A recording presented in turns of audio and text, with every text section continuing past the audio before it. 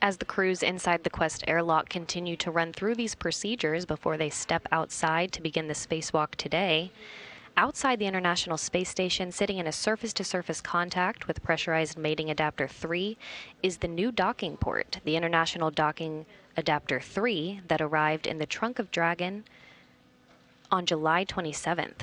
It was extracted from the trunk of Dragon through the special-purpose dexterous manipulator known as Dexter, which is attached to the Canadarm2 robotic arm, and maneuvered it into its pre-installed position about 1 foot away from the pressurized mating adapter.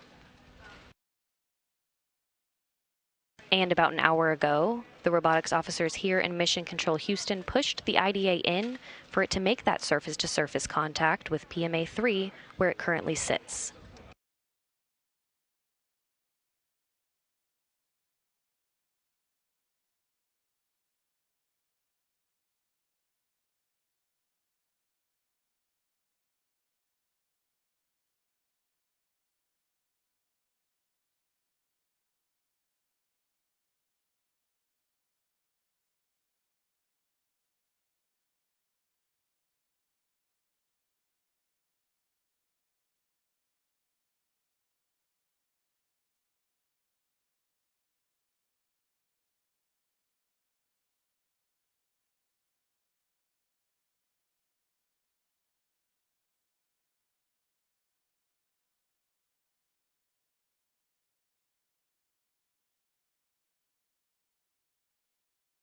Now we have a split view of the action going on inside the Quest airlock right now for those pre-depressurization procedures. And then on the right, we have a great view of the International Docking Adapter 3 at a surface-to-surface contact with pressurized mating adapter 3.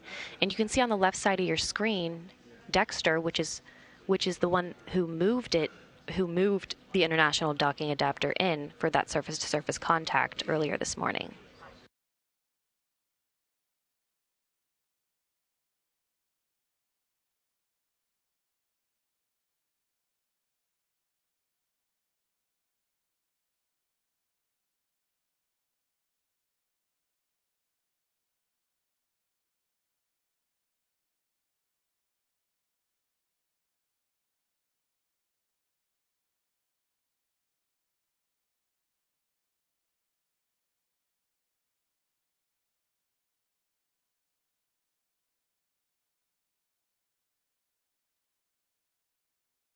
And a view into the Quest airlock of the crew taking a photo together before these procedures wrap up for Hague and Morgan to step in to the crew lock.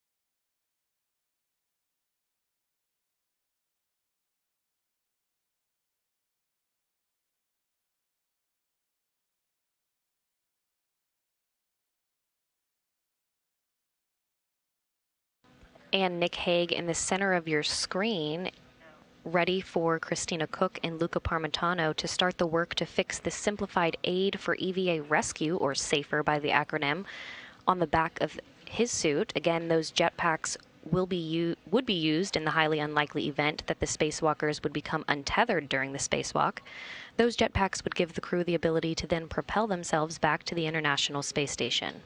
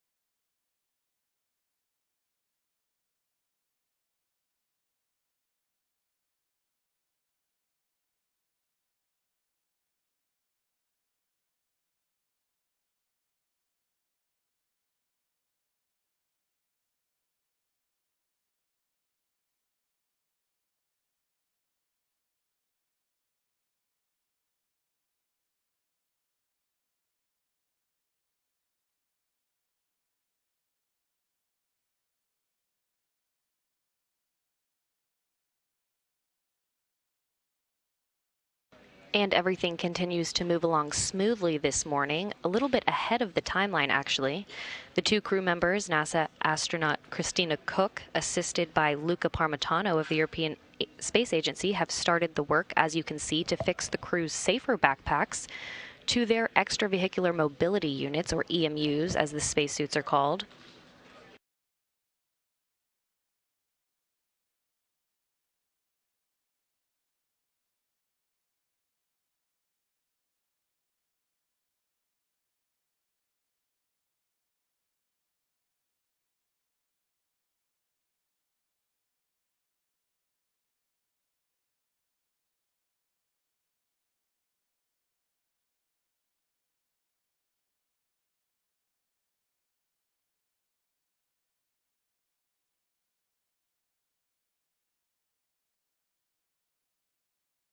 A little background on the International Docking Adapter.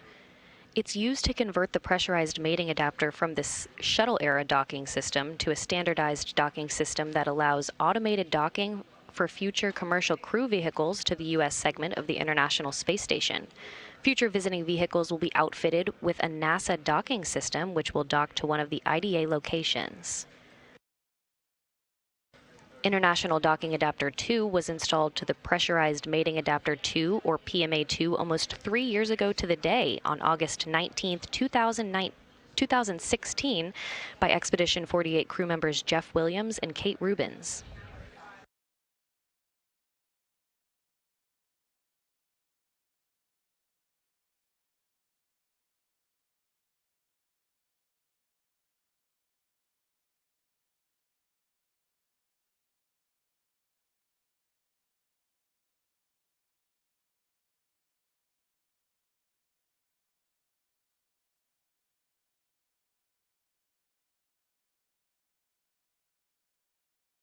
And Christina Cook and Luca Parmitano have now started to fix the simplified aid for EVA rescue, or SAFER, on the back of Hague's suit.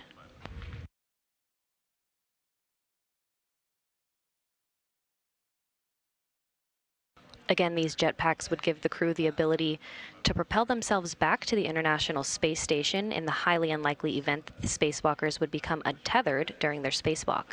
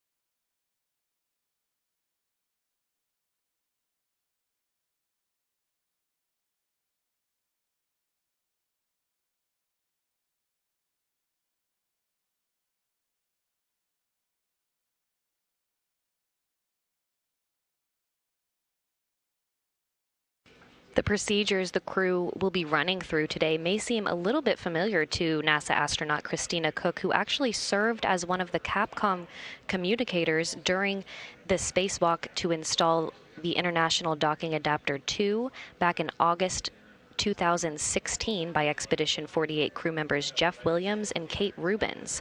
Christina Koch actually sat on console for that spacewalk and served as one of the communicators.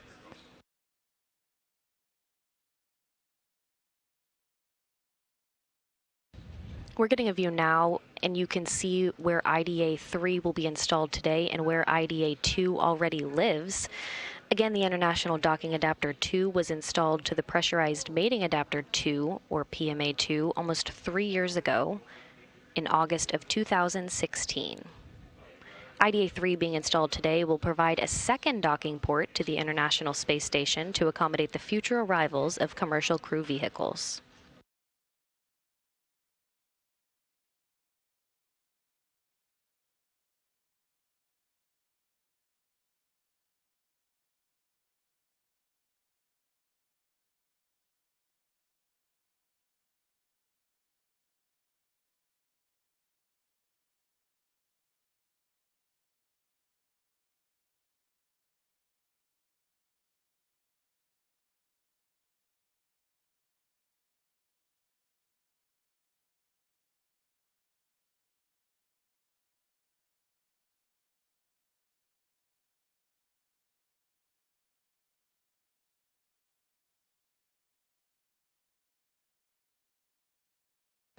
Looking into the equipment lock section of the Quest airlock right now, where NASA astronaut Christina Koch and Luca Parmitano of the European Space Agency are fixing the safer backpack onto Nick Hague's suit.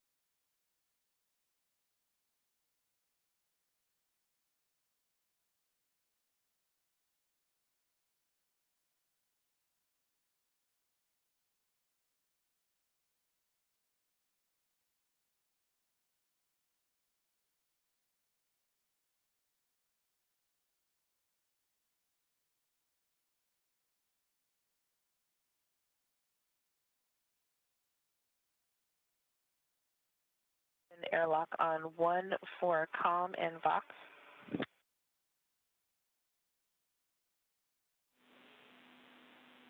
Go ahead, Christina.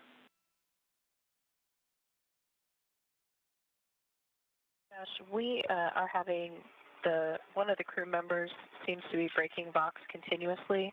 We've attempted a lot of different head positions and mic positions as able, and we aren't able to eliminate the breaking of Vox. Did you guys have any other advice, or are there any settings that we or you could change?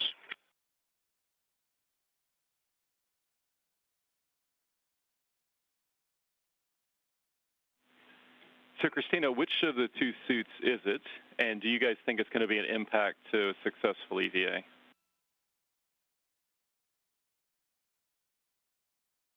We are not able to determine which suit it is because we aren't able to make it go away with any kind of head movement. It would be an impact if it were to continue. We would hope that it would resolve when we get to 4-3 ops. But again, we can deal with it for now, maybe with just turning down the EV's volume, and then if we see that it resolves, we can have them turn it back up.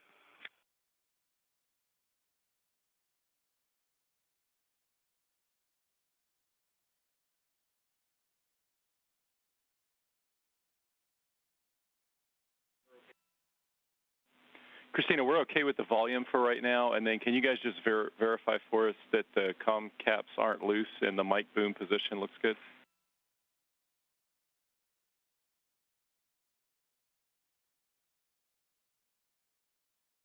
Affirmative. The comm caps are not loose. Mic boom positions both look good.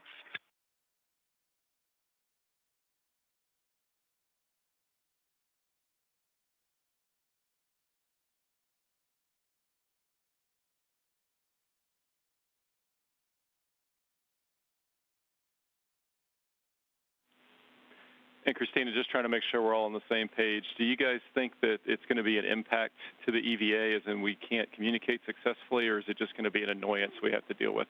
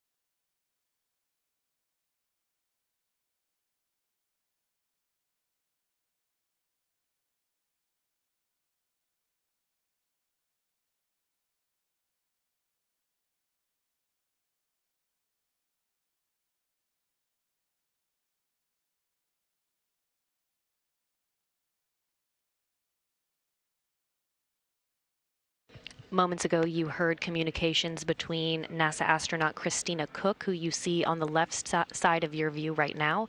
She's working through procedures with Capcoms here on the ground in Mission Control Houston. We'll stand by to see how things proceed from here.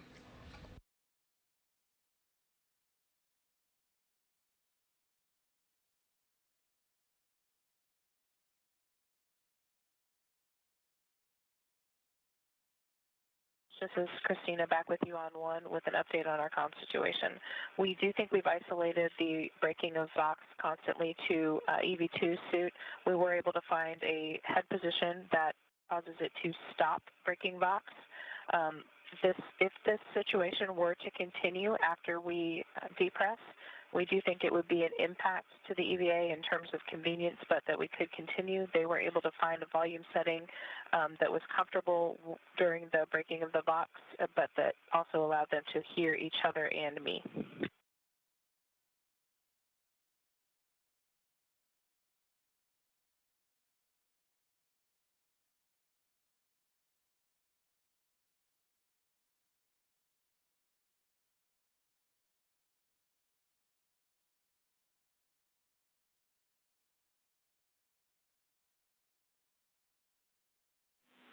Christina, thanks for the information. We were just talking it down here. We're going to go ahead and press towards depress, and we'll see how things look at 4.3.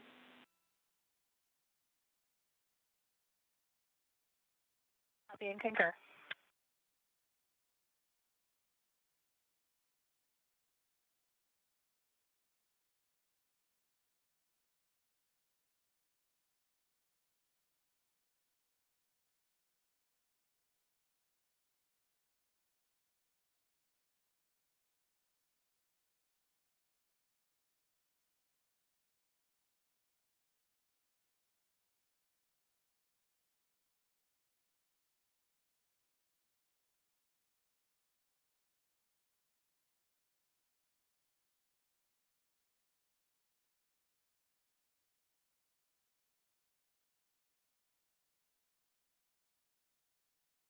The crews will continue to work through procedures from here.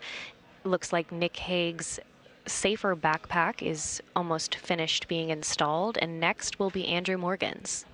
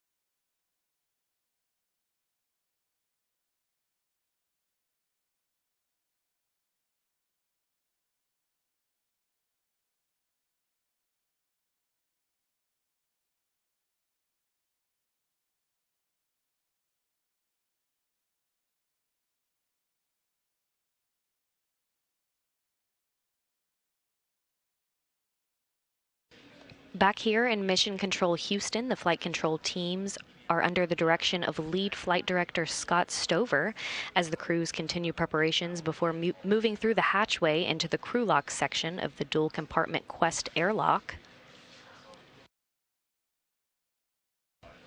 The voice you'll hear from now through pre-hatch open preparations before the crew places their suits on internal battery power will be Capcom Josh Matthew.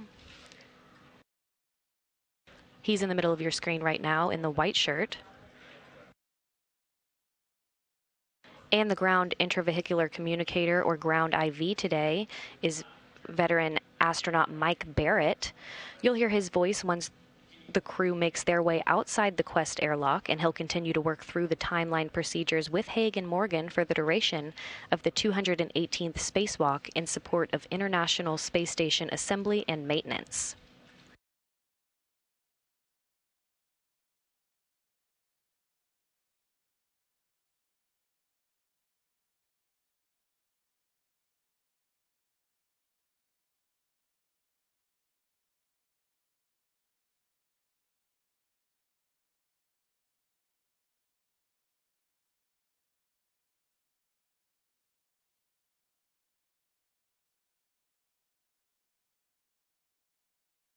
Crews here in Mission Control Houston are conducting a go, no-go poll for depressurization.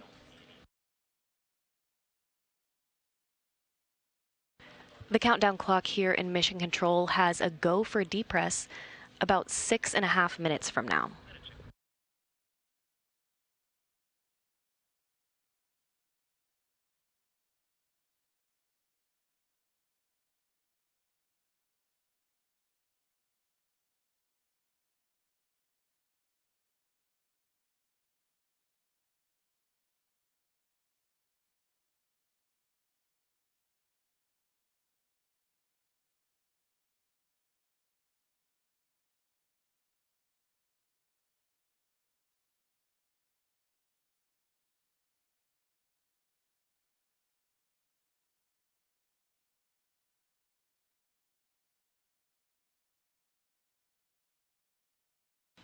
And if you're just joining us, the crews have already started the necessary work to fix the simplified aid for EVA rescue, or SAFER by the acronym, on the back of Hague and Morgan's suits.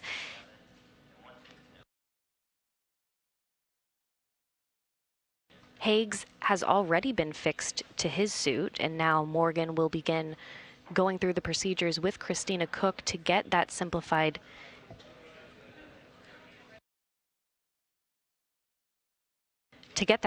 aid for EVA rescue installed.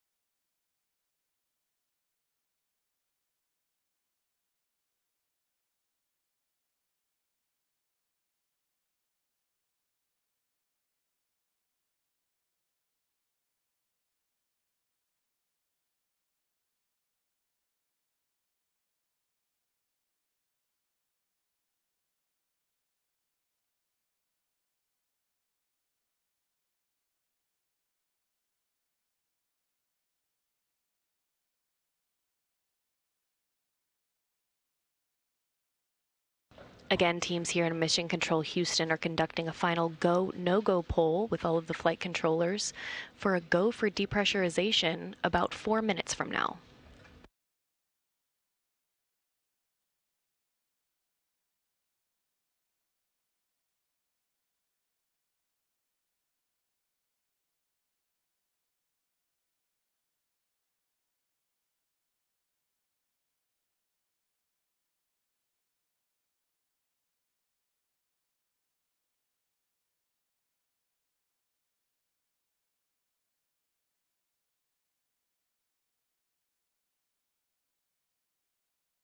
The extravehicular mobility units, or EMUs, are the suits you see Hague and Morgan in now, and these suits essentially serve as an independent life support system, providing environmental protection, mobility, and communications for the crew members during their spacewalk.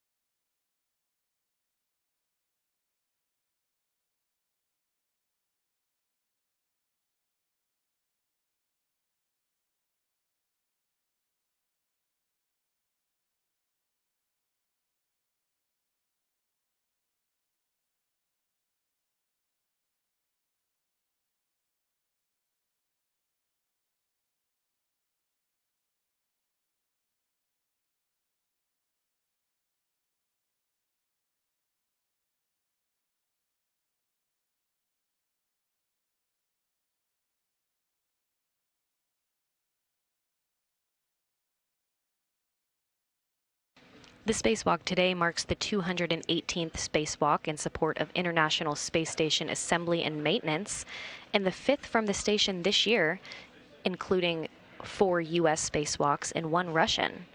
This will be the 3rd spacewalk in Hague's career. His 2 previous spacewalks bring his total EVA time to 13 hours and 24 minutes as he heads into his 3rd today.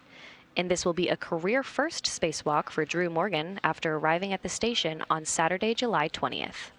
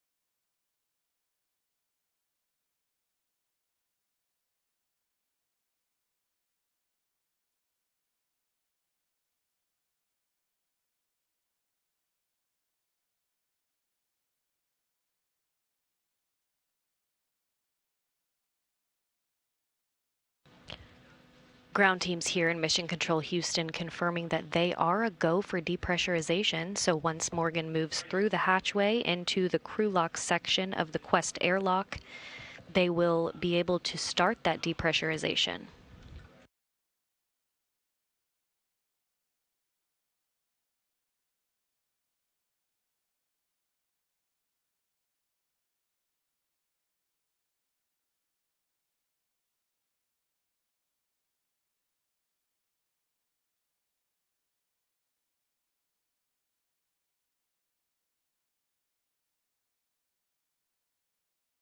Again, we just received confirmation from ground controllers here in Mission Control Houston that the teams here are a go for depressurization. So once Hague and Morgan are inside of the crew lock section of the Quest airlock, they'll be able to begin depressurization.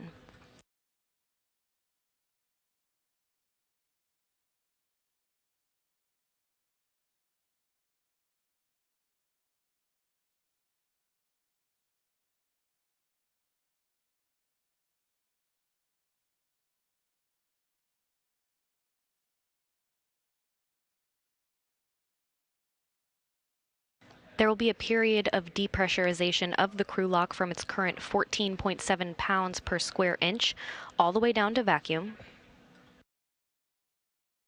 And final communications between Mission Control Houston and final checks of the spacewalker suits will be conducted, and the crew will then be given the go to place their suits on internal battery power, which will mark the official start of today's spacewalk.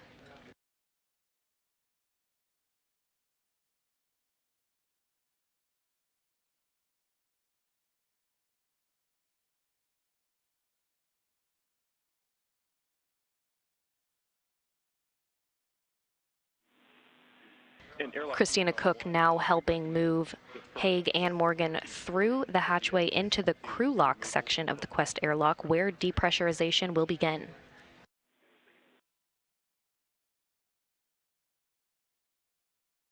And concur.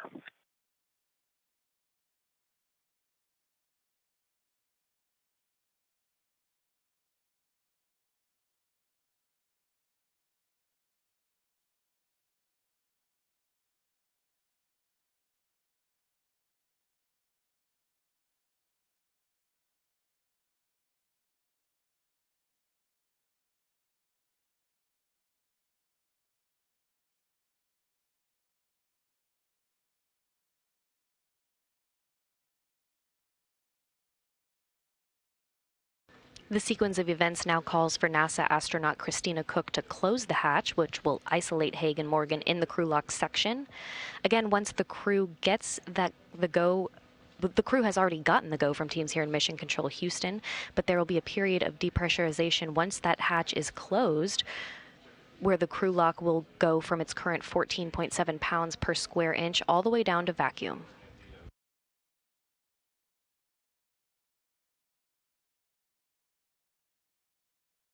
And there will be some final checks of the spacewalker's suits and some final communications between Mission Control Houston before the crew will then be given a go to place their suits on internal battery power, which will mark the official start of today's spacewalk.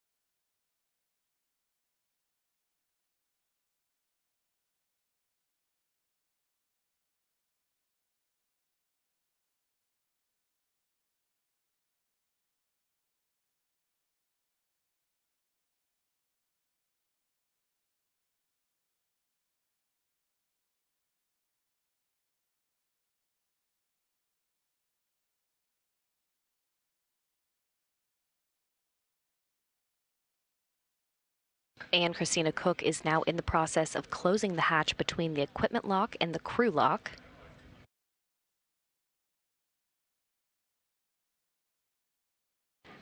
Once that hatch is officially closed, Hague and Morgan will be isolated before their final minutes of preparations before they begin the 218th spacewalk in support of International Space Station assembly and maintenance.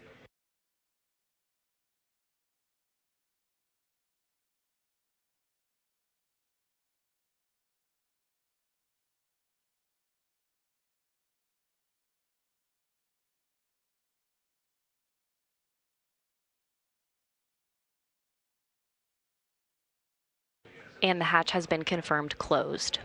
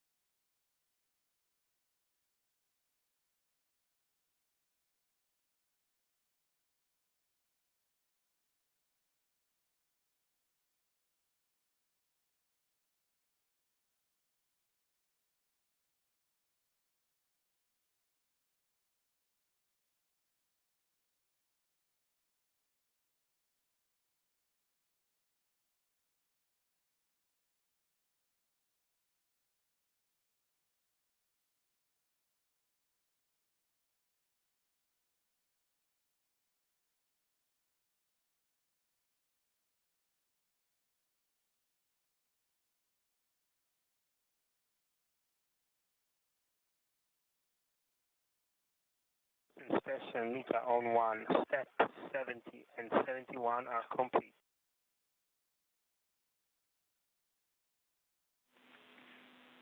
Okay, copy. We'll put step 72 in work. For the EV crew, you guys are going to be hot mic'd on Space to Ground 1 as we put that in work. And for you, Luca, Huntsville is looking for you to start your experiment. And that'll be on Space to Ground 4.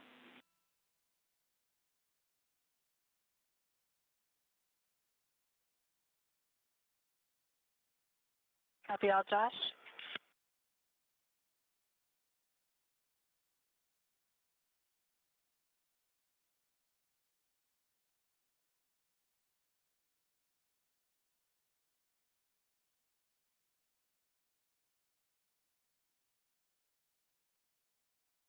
And Josh, I'm with you on Space to Ground 1. EV crew copies the comm config change. They will be hot mic from here forward.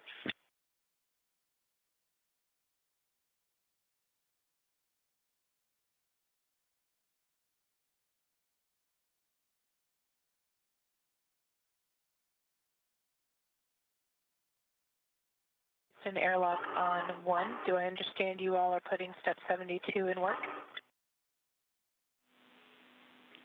Yes, Christina, we're putting step 72 in work. We'll let you know when it's complete. Copy all. The hatch was confirmed closed at 6:48 a.m. Central Time. Now that the hatch is closed, they'll ready the crew lock for lock depress. And Airlock Houston, step 72 complete. You're go in step 73, and we can hear the EV crew members just fine. Copy that. Good morning, Josh. Good morning, guys.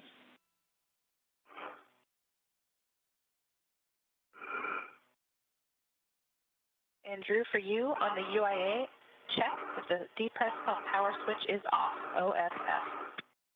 Depress pump power switch is off, OFF. Check the depress pump enable LED is on, ON. Enable light is on, ON. Copy. And you're Houston going step airlock on 76. 1, looking for your go in step 76.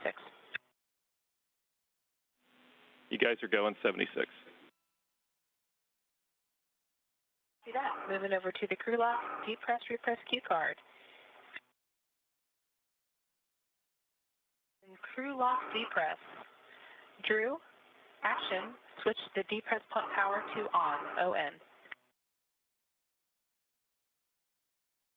Press pump power switch is on, ON. Copy, we're waiting 10 seconds.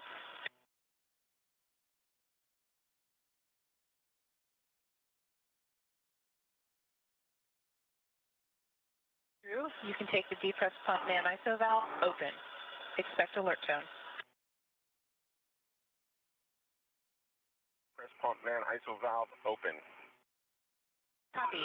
For both EV crew members, monitor your suit P gauge is less than 5.5. If you see it higher than 5.5, please verbalize that, and Drew, you'll be stopping the depress in that case. 1 copy. 2 copies. Copy.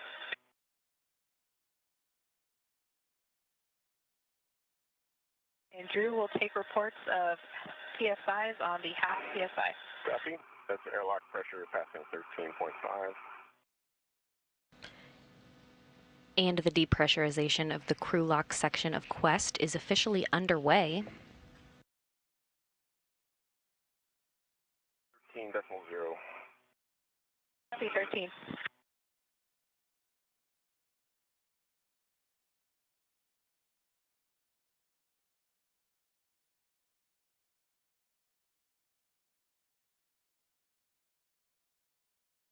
Decimal 5. Again, the depressurization of the crew lock will take it from its current 14.7 pounds per square inch all the way down to vacuum.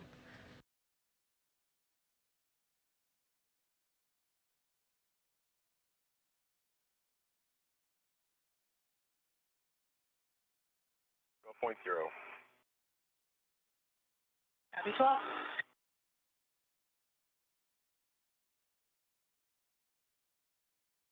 The depressurization of the crew lock section of Quest will be done in a two-stage fashion.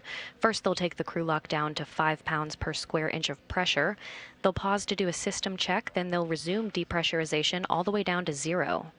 Once it reaches vacuum, the two spacewalkers, Nick Hague and Andrew Morgan, will conduct suit checks, communications checks with Mission Control here in Houston, before they place their suits on internal battery power to mark the official start time for today's spacewalk.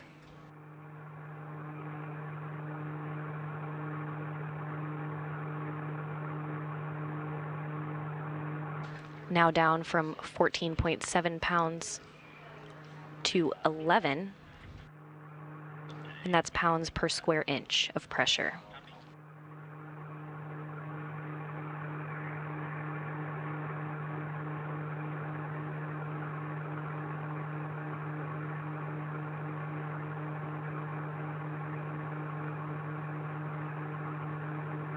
.5.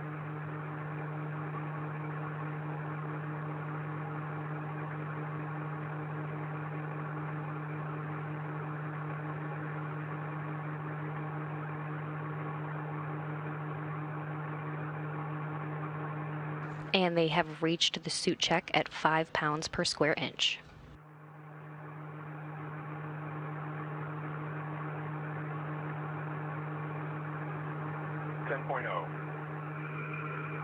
See 10 PSI.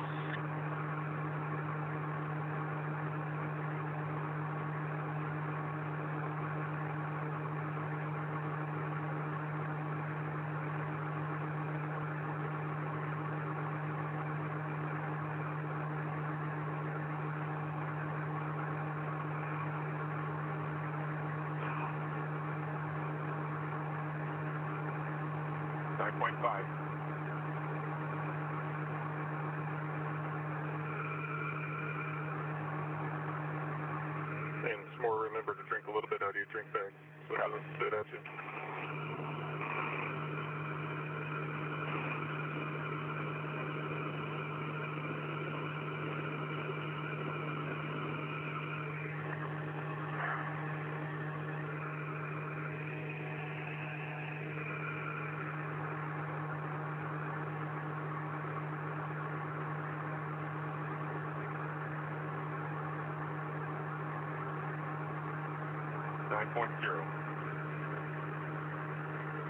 Copy, 9 PSI.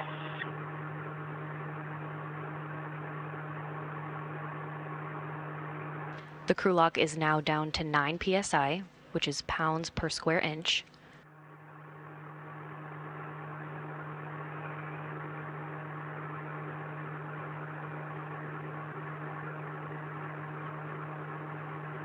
Again, once the crew lock reaches 5 pounds per square inch, they'll pause to do system checks, then they'll resume the depressurization all the way down to vacuum. We had checked the configuration of the cable against the aft side of the airlock, and it was good. I do see that the wire tie caddy that was on the large stall is not behind that bungee, just for your information. It's not going to be a problem. Okay, copy.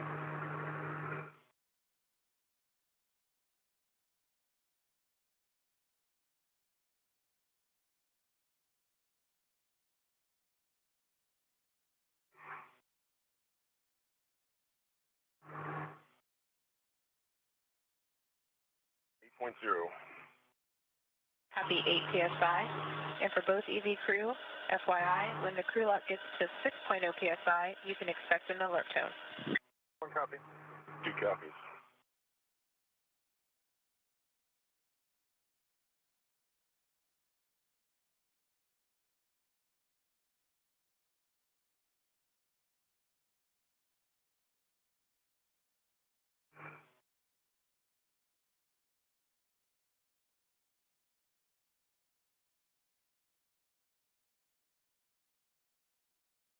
Point five.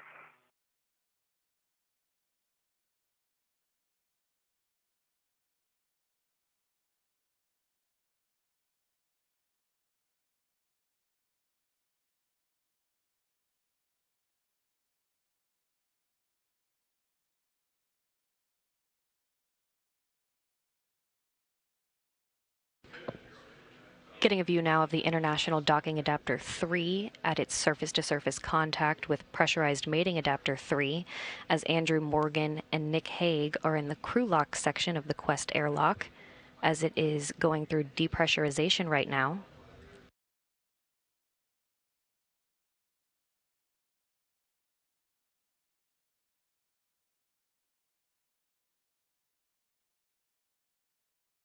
Point oh.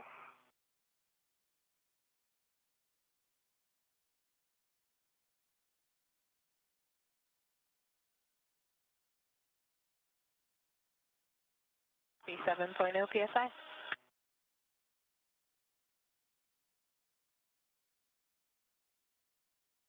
Now down to 7 pounds per square inch of pressure.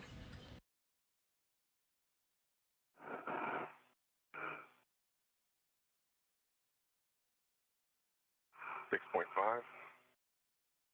Happy 6.5. And Drew, for your information, big picture, when we get to 5.0 psi, at that point, you'll be taking the depress bump man ISO valve closed, and we'll be doing a leak check. I'll let you know when that needs to happen. Copy that.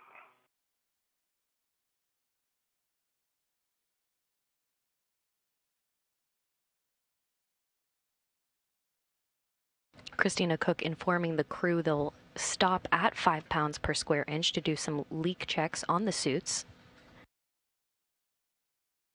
After everything checks out, they'll resume depressurization all the way down to 0.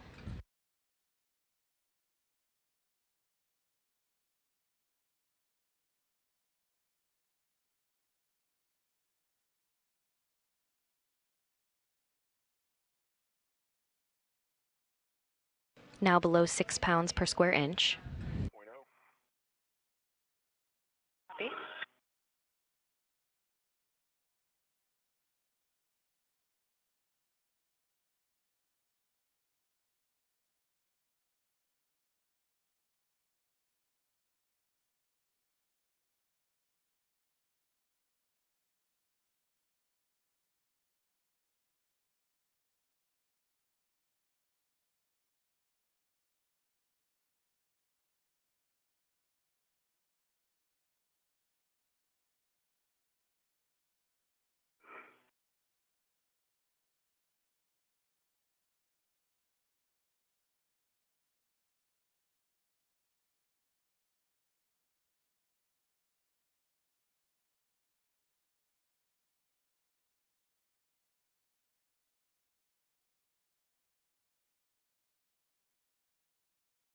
That's 5.5.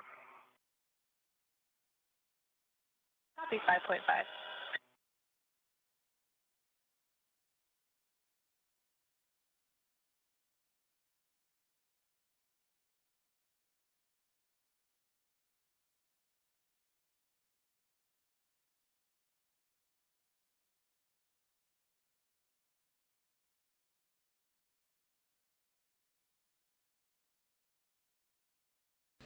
And the crew is approaching 5 psi.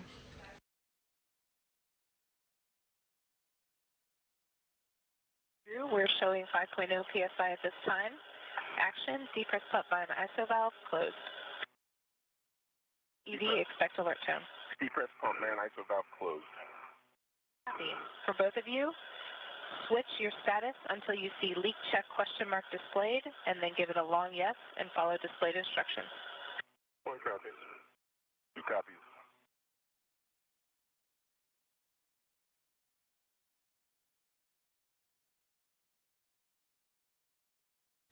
Again, the crew has paused at 5 pounds per square inch to do a leak check of their suits. They'll resume the depressurization here momentarily.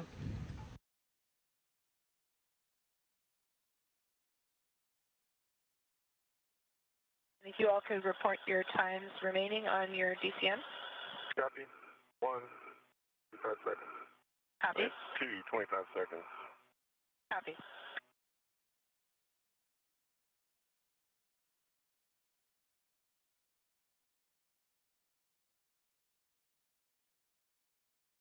Seconds remaining for 2.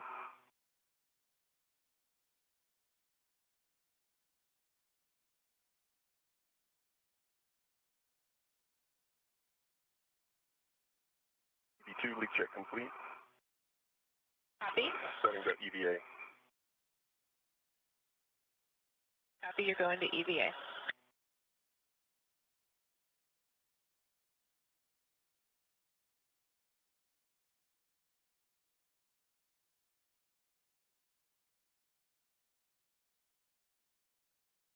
And the crew on the ground is reporting 2 good leak checks.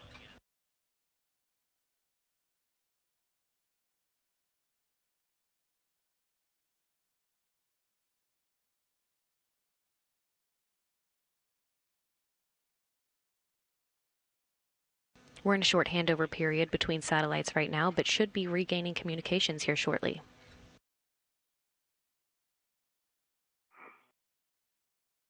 EVA. 1. 2's in EVA. Copy, 2. True. Action, depress pump and ISO valve, open. Copy. Press pump man ISO valve open. Copy, and I'm taking the emergency MPED to open. And depress has been resumed. Emergency MPED open. Both of you, monitor your suit pressure gauge, stays below 5.5, and let us know if you see it above 5.5, and we would stop the depress. 1 copy. 2 copies.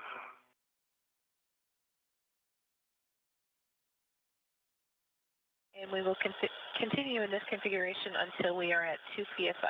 Copy. Passing 4.5. Copy, 4.5.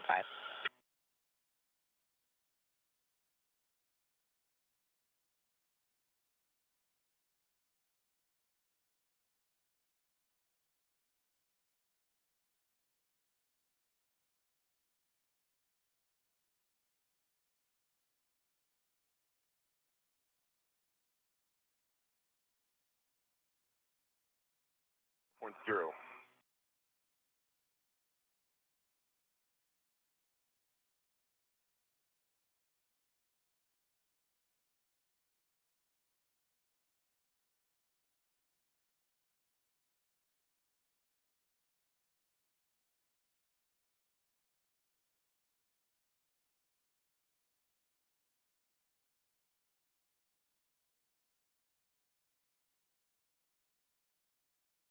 Point 5. Copy, 3.5.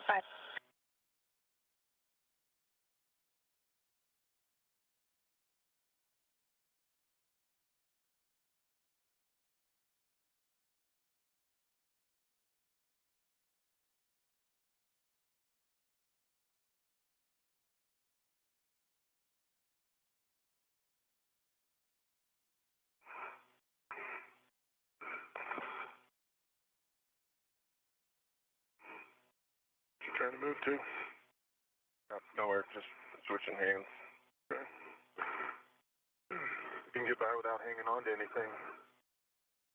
3.0. Please restrain. Copy 3.0.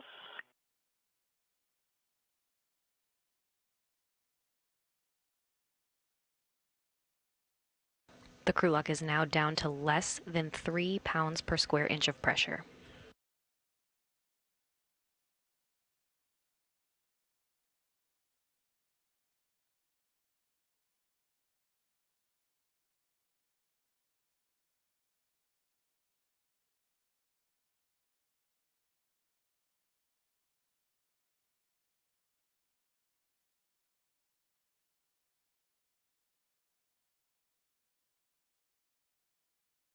Point 5. Copy 2.5.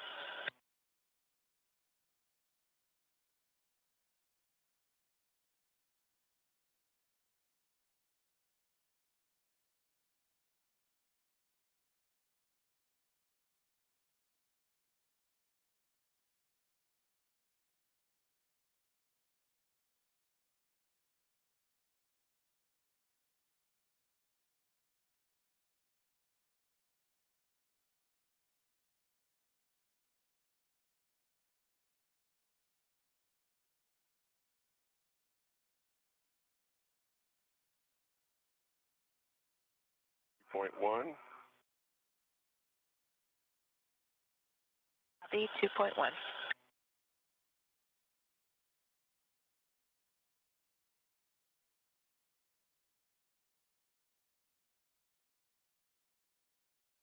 Point 0. Copy 2.0. You can take the depress pump man ISO valve closed. Yes, depress pump man ISO valve closed. Copy.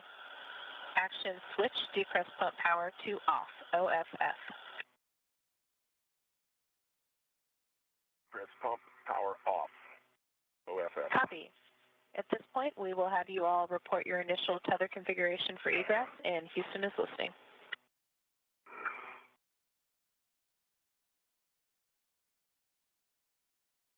Okay, Samora, it's getting a good position.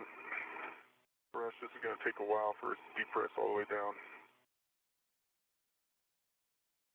Copy, let's see here. Okay, so I can see from the airlock D-ring extender up to you, and I've got your entire safety pack in view. I'm going to start working up that chain. How's that sound? Yep, that sounds good. Okay, so from the airlock D-ring extender, I've got your right waist tether, gate closed, slider lock, black on black. Small hook goes to your right D-ring extender, gate closed, slider lock, black on black. I've got the red hook. Red hook, gate closed, slider lock, black on black. Your red reel is unlocked. Green hook is on the red reel. It is unlocked. Yellow hook is on the green reel. Gate closed, slider lock, black on black. Let's see, your green reel anchor hook, gate closed, slider lock, black on black. Connected to my right waist tether. That large hook is gate closed, slider lock, black on black. That comes back to my right D-ring extender. Small hook is gate closed, slider lock, black on black. I agree with all. I was able to put eyes on it. We call both all reels unlocked. Both reels are unlocked. I think I missed the green one, and it is unlocked. I can see both unlocked. Okay. Okay, I'm going to go over my safety tether pack. So, my red hook is gate closed, slider lock, black on black. My right D-ring extender. Red reel is an unlock. Green hook is unlocked to the red reel. Yellow hook is locked, gate closed, slider lock, black on black to the green reel. The green reel is an unlock, and the anchor hook is, the green reel is unlocked and on my mini workstation.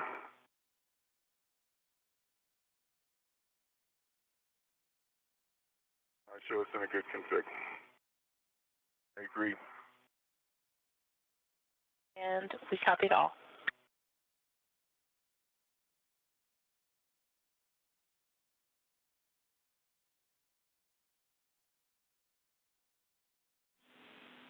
And Station Houston for EVA, good morning, guys. This is your ground IV for comm check. Good morning, Mike. Nick, how you doing? Morning. Great to hear your voice. I'm just reporting that we did copy your Tether config. It sounds great, and I will await the handover from Christina. Okay, awesome. Talk to you soon. And Mike, the comm check from Drew. Good morning. Loud and clear. Docs rock. All right, I got you loud and clear as well, and I agree. I've had some medical training. Every little bit counts.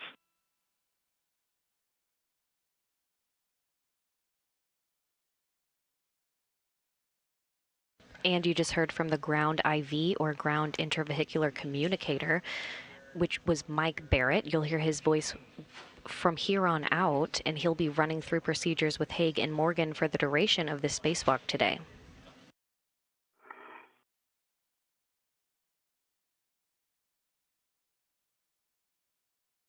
For the EV crew, it looks like we are continuing our depress. I'm showing us right around 1.5 at this point, and we'll be looking for the confirmation from Nick when we get there that the EV hatch is showing a delta P of 0.5 or less. Yep, copy all, Nana. I'm showing us a touch over 1. Copy.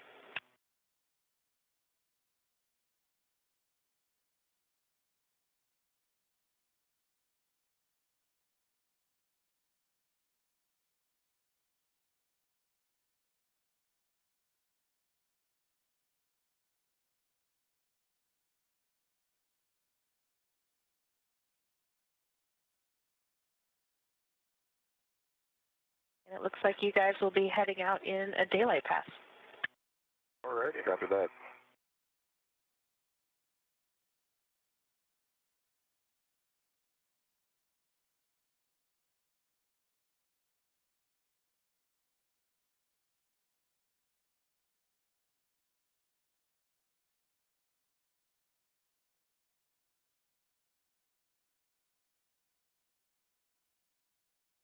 You just heard Christina Cook reference the crew stepping out during a daylight pass. Because the space station orbits the Earth about 16 times per day, there are points throughout the spacewalk when the astronauts are in direct light of the sun, and other times when they're working in complete darkness.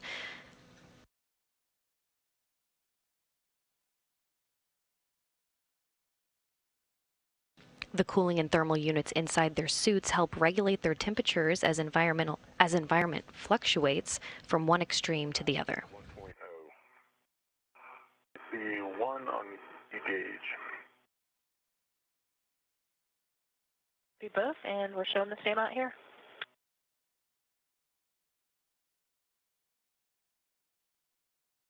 The airlock is down to less than 1 psi.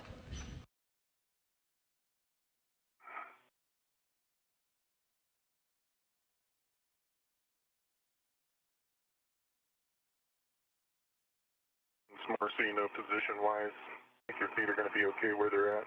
Just above your heels is that the cable reel on the sidewall. Copy. My head's up against the hatch, so I could turn to the side a little bit if I got to get out of the way. Yeah, I think the thing that I'm going to need to come your way just a touch.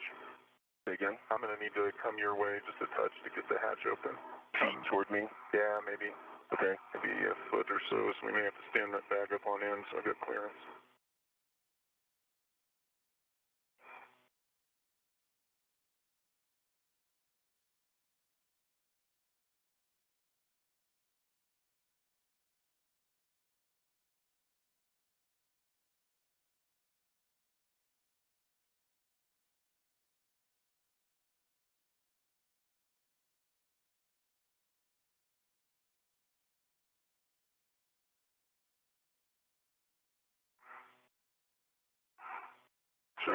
Showing 0.8 on the gauge for everybody.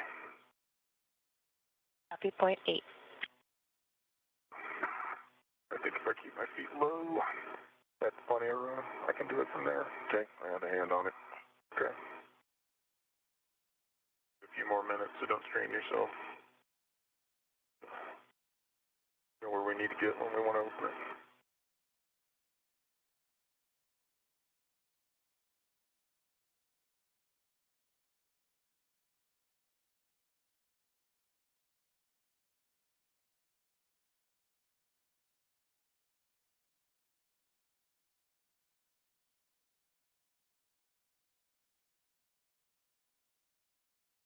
Getting a few views now of the International Docking Adapter 3 and its surface-to-surface contact. You can see on the bottom left of your screen, the IDA 3 is that white module at the bottom.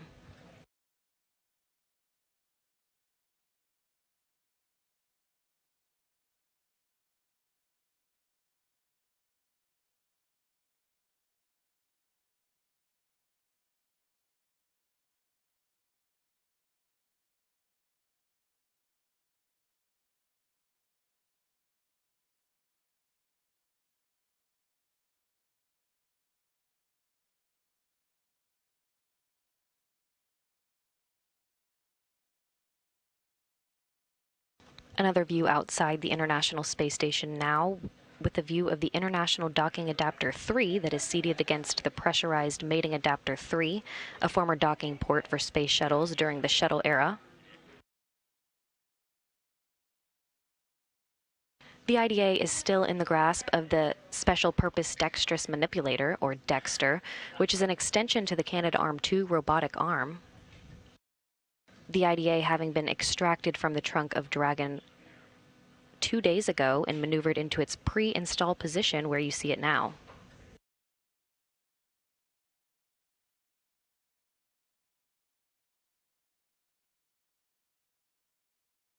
Earlier this morning, robotics ground controllers here in Mission Control Houston pushed the IDA into a seated position, making surface-to-surface contact with PMA-3.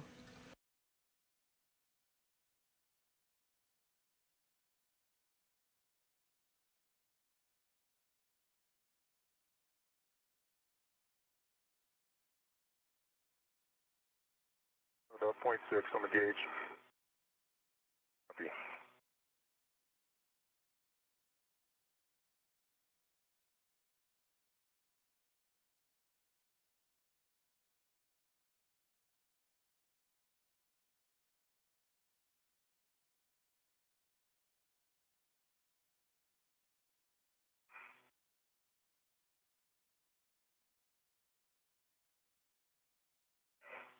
On the bottom left of your screen, we have a view of Spacewalk Officer for today's spacewalk, Alex Kanellakos.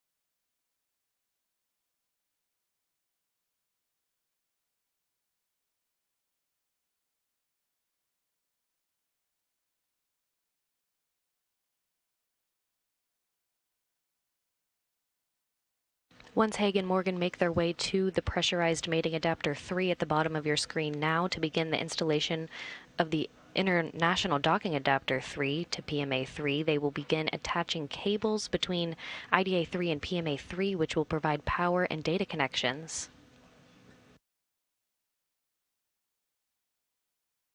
Once those cables have been routed, Christina Cook, working from a control panel inside the Harmony module, will send commands to close the hooks that will form a hard mate between IDA and PMA.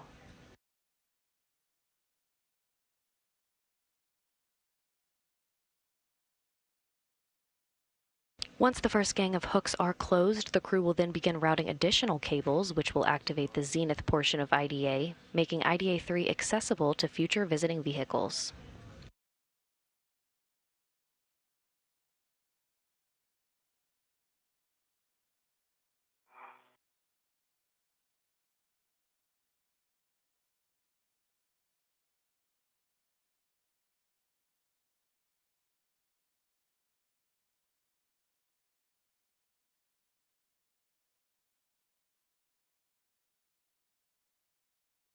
Approaching 0.5 psi.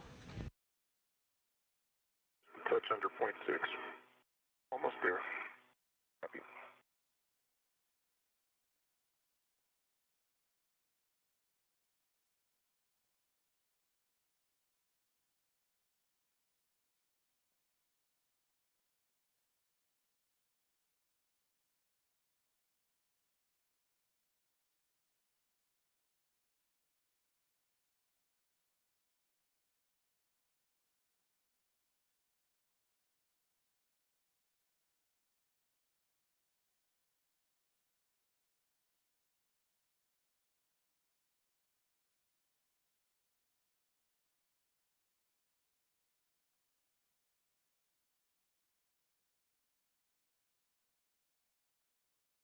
Ground controllers here in Mission Control Houston reporting they are ready for hatch open.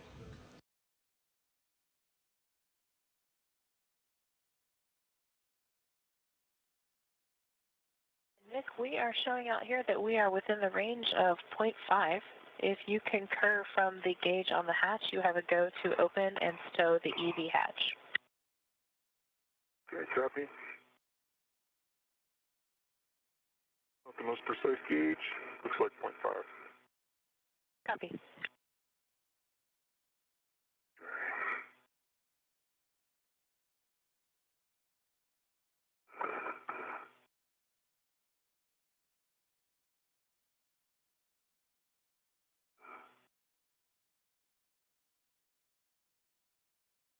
The crew lock section of Quest just about down to vacuum now.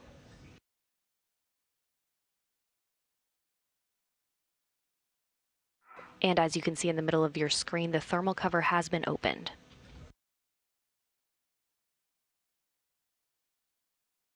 I can confirm it's daytime outside.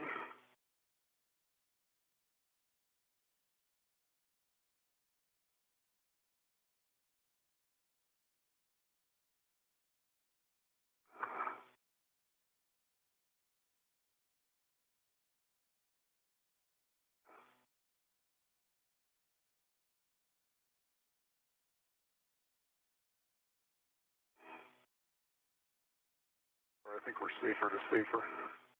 Rotate a little bit to your side just to... Yep. Better?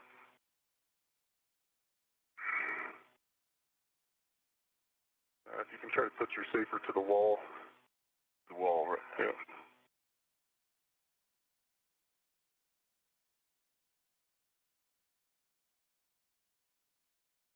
And just a little bit more, Drew, and you guys will be deconflicted.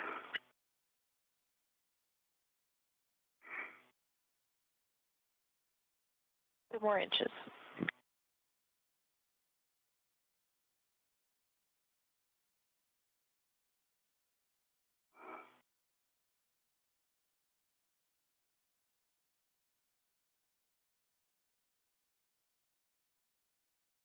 Yeah, get the hatch is latched open. Thermal cover is open. And Nick, do I copy that the EV hatch is stowed? It is in the stowed config. Copy. I'm taking the emergency MPEV closed.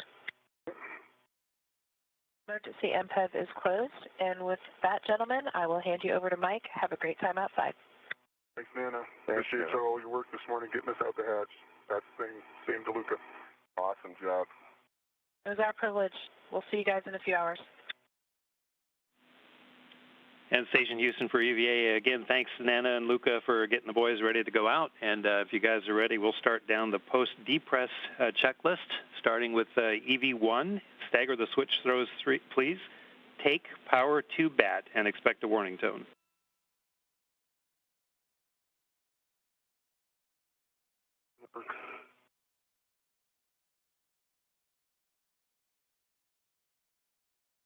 V1's in back.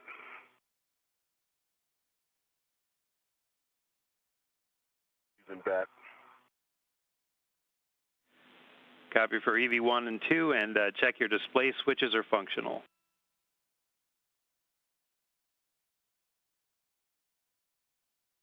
Good on 1. Good on 2. Okay, for EV2, Drew, you can take the power switch for EV1 and 2, two of those switches to off, and verify 4 LEDs out. Copy that. V1, power off. V2, power off.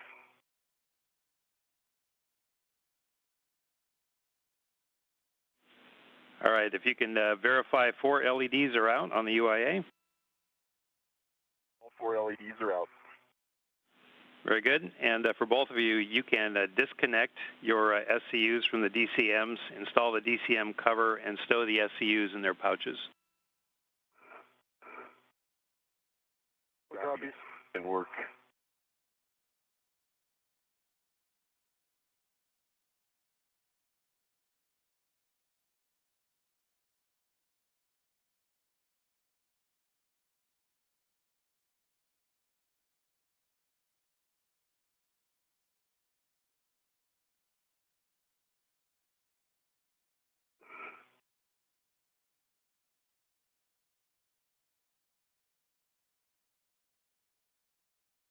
And Nick Hague and Andrew Morgan's suits are now on internal battery power, officially marking the start of today's spacewalk at 7:27 a.m. Central Time as the International Space Station flew 264 statute miles over the Atlantic Ocean.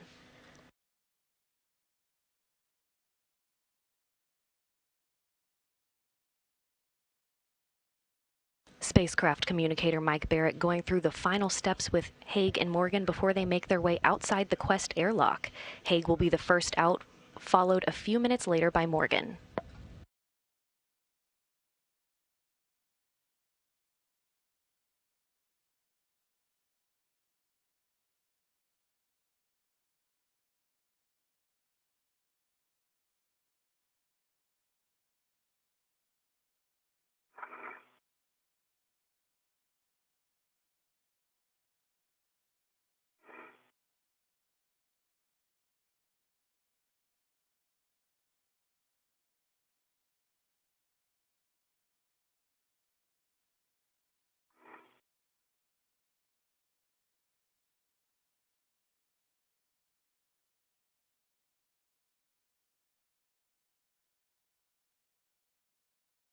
Mike, SCU is disconnected, stowed in its pouch, DCM covers in place.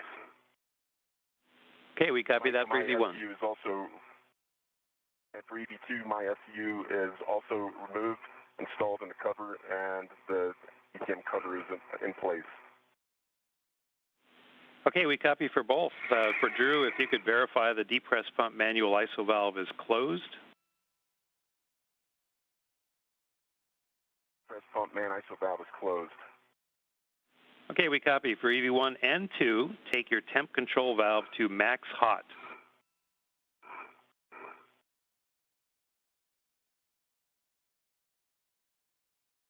Work.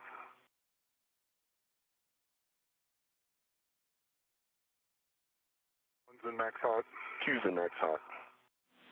Copy for both, and for both check, DCM is blank and bite is off. Blank, bite off. Two blank. DCM's blank, bite is off.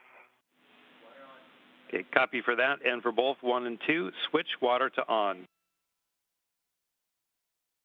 On, water on. 2, water on. And again, if you could check your DCM is blank and bite off after that switch throw. 1 blank, bite off. 2 blank, bite off. Copy for both, and for both, take temp control valve to your desired position. 1 copies and work.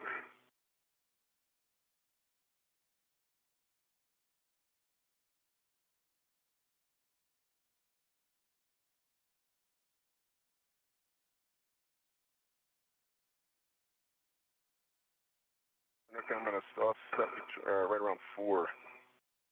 Okay. I'm putting in 6 for now. Copy. We'll be translating out and into a warm spot. Okay, we copy temp controls for both, and for both we'll take a suit gauge pressure. 1, 4.2. For EV2, 4.2. Okay, we copy. You are coming into a daylight pass, just about to cross over the Mediterranean.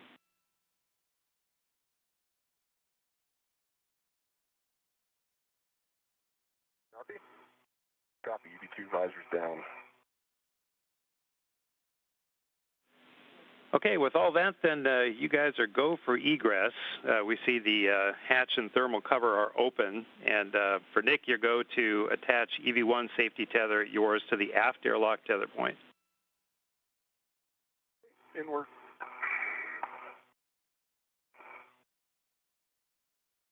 We're going to come back to you to get my head down a little bit. Okay. Which direction you will be back? We're the safer to safer thing. So if you can raise your head back a little bit, and that'll shorten you lengthwise, and it'll pull you to the port. Go.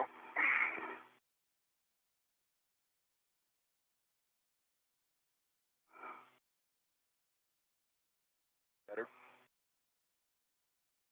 Yeah, I think I can make that work. Hey, can you cheat any further to the port? Your feet are in the hatch.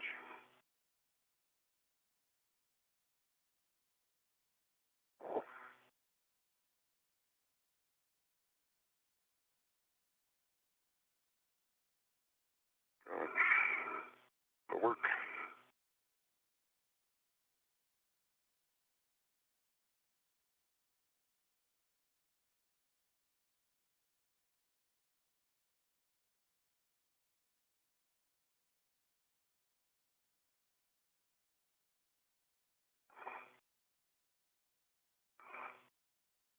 And we're getting our first view now of Nick Hague moving just outside the hatchway of the Quest airlock.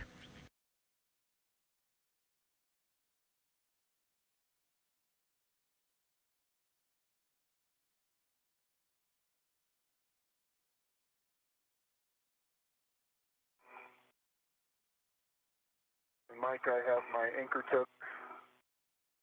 Look, gate closed, slider lock black on black to the airlock aft D-ring. Okay, we copy that, and you can relocate Drew's safety tether anchor to the forward airlock tether point. And Drew, while he's doing that, if you want to get the large ORU bag kind of ready to go to pass out. Copy that. And just a reminder, Drew, that the large small ret stays with that ORU bag. Roger that. Again, getting our first view now of Nick Hague moving just outside the hatchway of the Quest airlock. You'll hear Capcom Mike Barrett referring to the spacewalkers today as EV1 and EV2. Hague is EV1 today, or extra vehicular crew member number 1 bearing the red stripes. Gate closed, slider lock black on the forward airlock D-ring. And Andrew Morgan, who is still inside the Quest airlock, will be EV2, wearing the suit with no stripes. All right, we copy Nick. With that, we can give EV2 a go to release his waist tether from the internal airlock D-ring.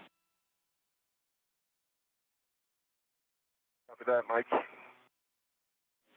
And Nick, next for you would be to stow the NZGL insulator sleeve on the WIFX handrail. That's WIF 11 there on the equipment lock.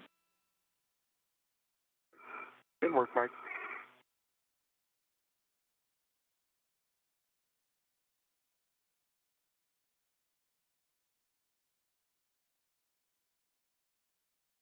Okay, Mike, I've got the large ORU bag positioned over the hatch, and my right waist tether is now removed from the airlock D-ring extender. Okay, we copy that, Drew, and you can check that your reels are still unlocked for us. Copy that. I see that the red reel is an unlock, and the green rail is also an unlock. All right, we copy for both, and for Nick, next step for you will be to receive that large ORU bag and get onto your BRT. Understand, Mike.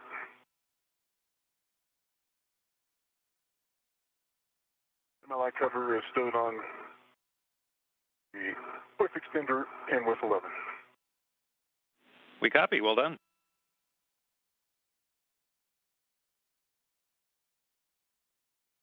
As the ground IV Mike Barrett just mentioned, Nick Hague will now receive a bag of equipment from Andrew Morgan, who is still inside the crew lock of Quest. Morgan will be joining Hague outside the hatchway just moments from now.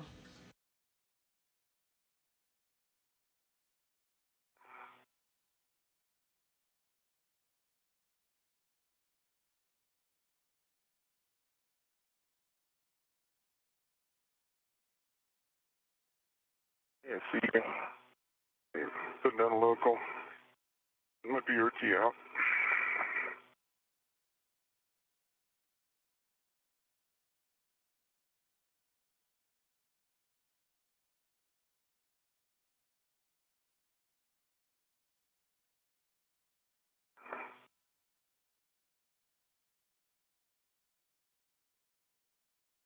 Okay, I've got a red on it. You're good for the release of the large hook. Okay, so you got a red on it, and the large small from the airlock is coming out to you.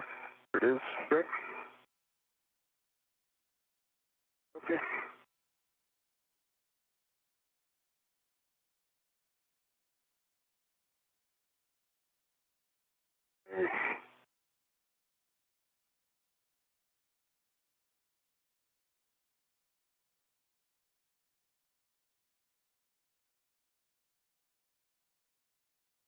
Stand by. I'm going to get out of your way so that you can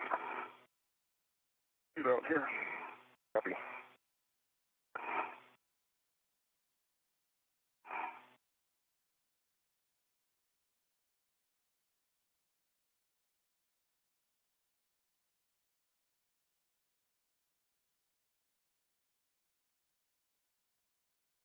Okay, I'm ready for you to come out. Big copy.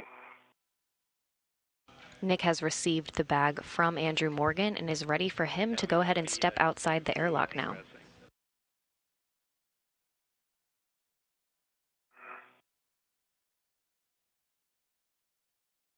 Once Morgan has joined Hague outside, they will take inventory of all of their equipment before they make their way over to retrieve a pair of ingress aids and portable foot restraints that they will fix to PMA 3 at their respective work sites to begin the process of hooking up connectors and tethers between the International Docking Adapter 3 and PMA 3, which will serve as the precursor for a gang of hooks to be driven to form a hard mate between the IDA 3 and PMA 3.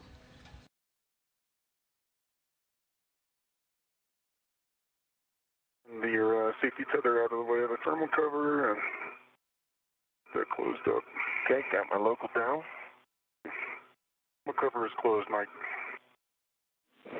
Okay, we copy. Thermal cover closed, and whenever you two are in a good position, you can start the buddy checks.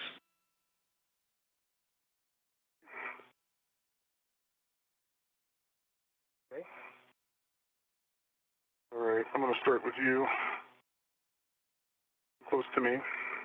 I'm going to confirm that the safer handle's down.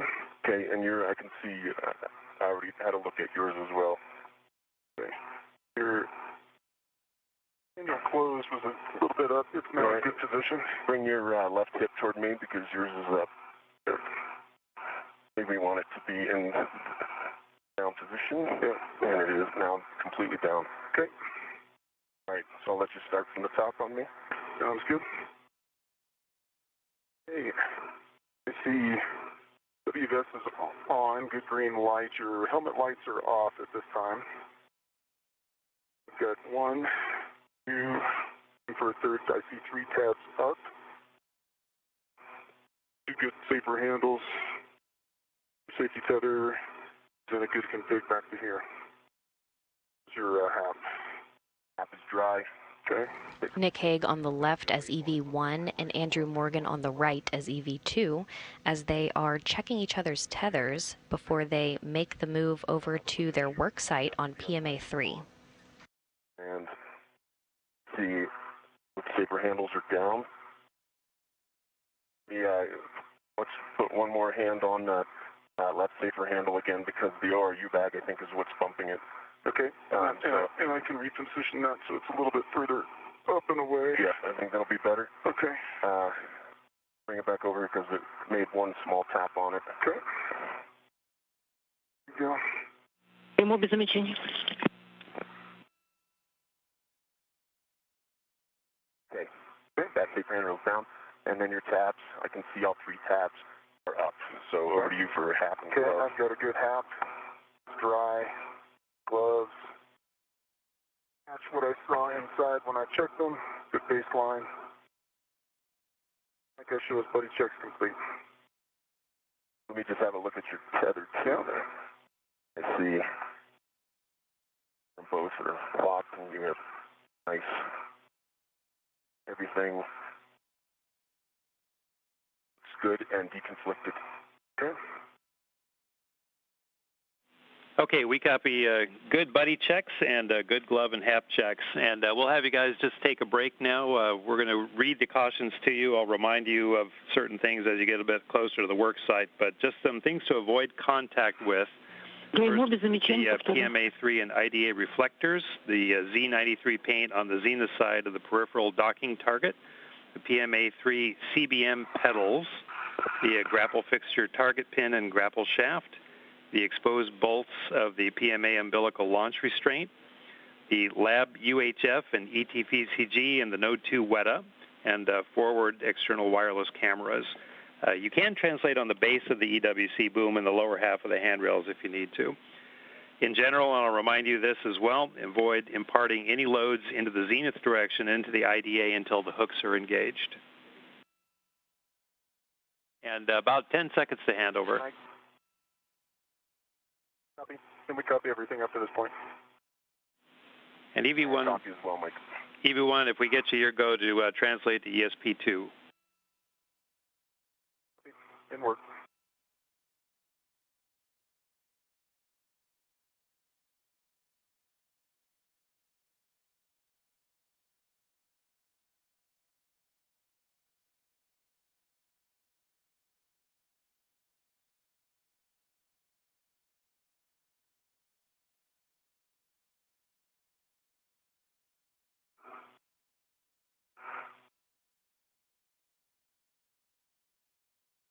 Back here in Mission Control Houston, control teams are under the direction of Lead Flight Director Scott Stover. And, for EV2, first of all, Drew, welcome outside. This will be an exciting EVA for your first one, and you're going to perform some. Scott Stover on the bottom right-hand side of your screen in the black jacket. Degree of freedom that you'd like.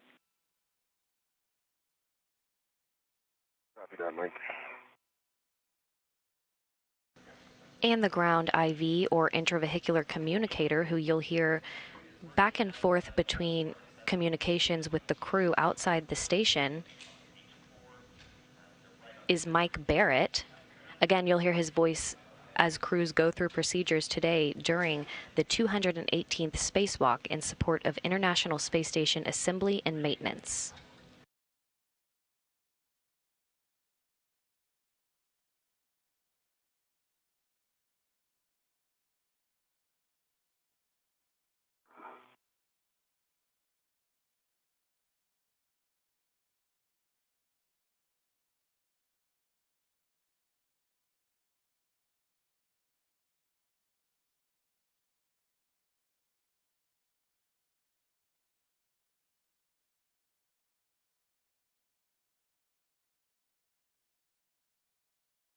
And another notable flight controller here in Mission Control Houston today is the lead spacewalk officer for today's spacewalk, Alex Kanelakos. I'm at the APFR with 5, going for the ingress aid.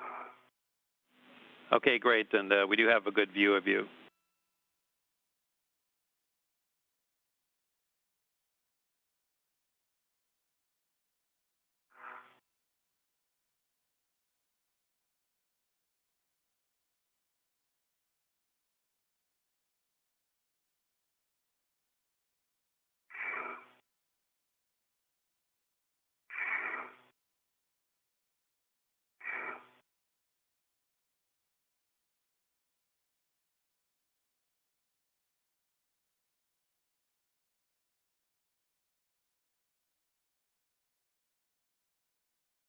Mike, I'm still under the airlock toolboxes here, and on my right index finger glove, the first panel of RTV is the flap, and I can clearly see RTV underneath.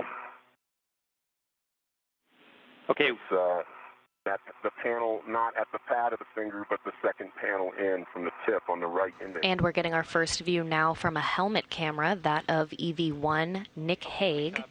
He's wearing helmet camera number 11 today, and that's the view we're seeing right now. Yep, roger that. And with that, Mike, I think I'm ready to start the translation out. Okay, we copy then. You're go to translate up the sea to spur, and you're headed to the starboard sea to cart, and we'll call your WIF 5 for the APFR once you get there. Just a reminder, do not fair lead your tether as you translate. Copy. It'll be a straight shot, no fair lead. Good words. And Mike, I've got a red on the ingress aid. Ingress aid is stood behind my mini workstation.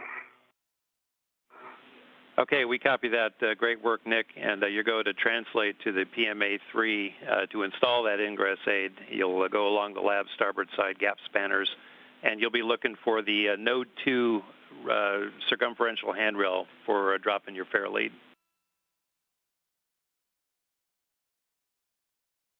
Okay, copy that.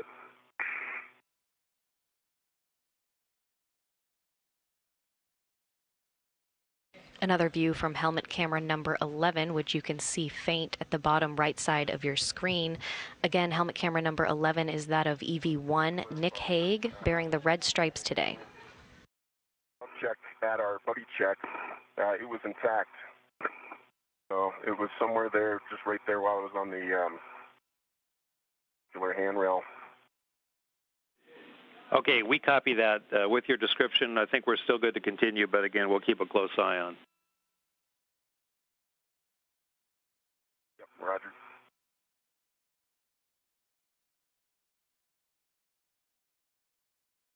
Right below you, Drew. All right, looking back, and the tether's stringing out nicely. See yours as well. Copy.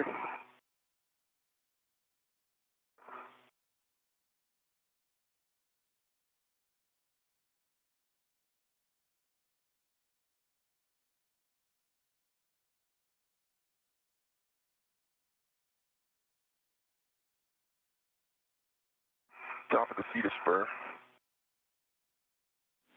Okay, we copy, Drew.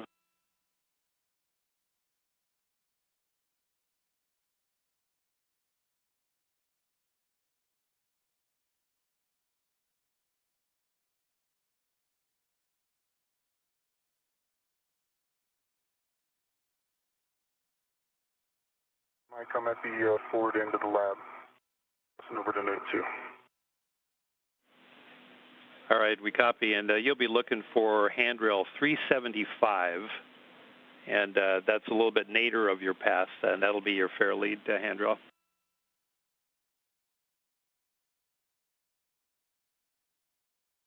And tally ho.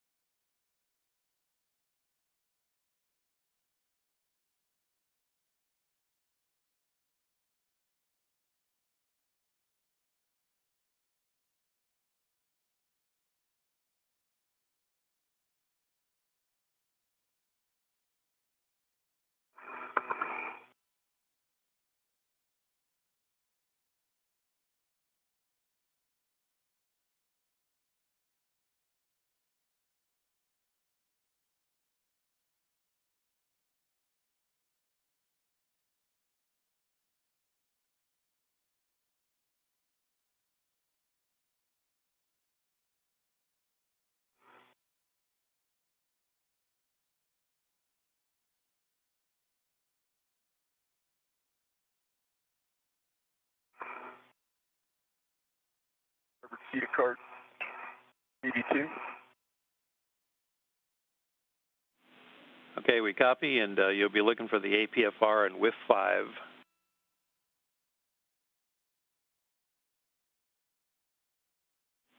And just a reminder, Drew, your first action is going to be to get a wire tie around the ingress aid locking collar.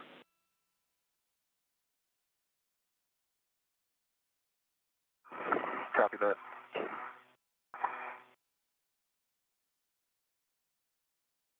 Mike, adjustable fairly down on 0375. Okay, we see that.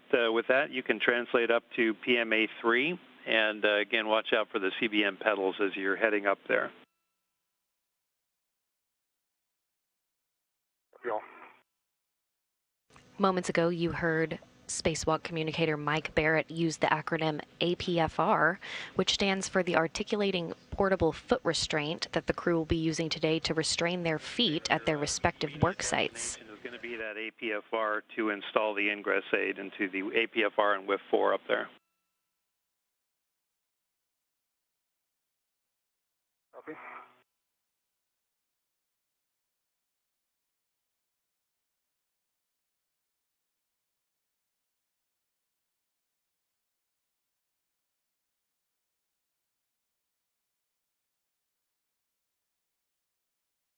I've got a four-man spare lead around that grapple pin. Along the translation path. Okay, we see it. We like it. And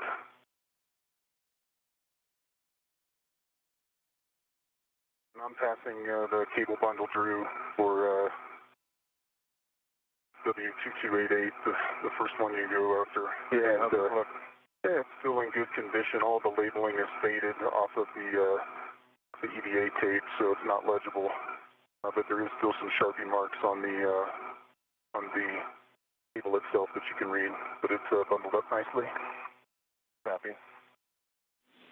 Okay, we copy that, and that's expected.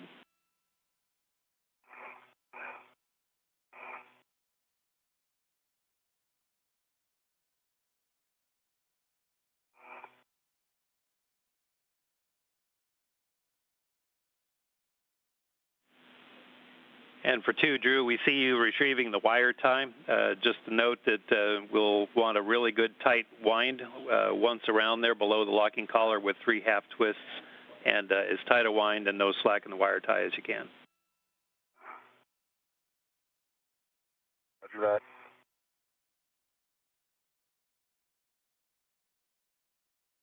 I'm at the APFR, Mike.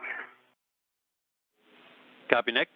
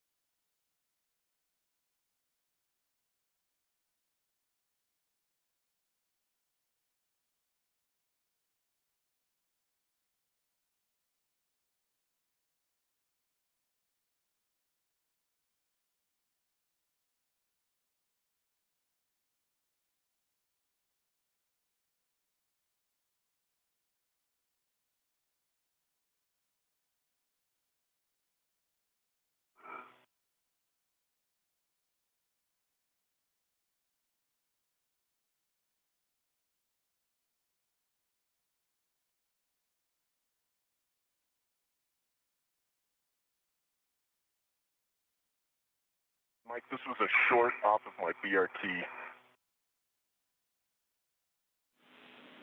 Okay, we copy.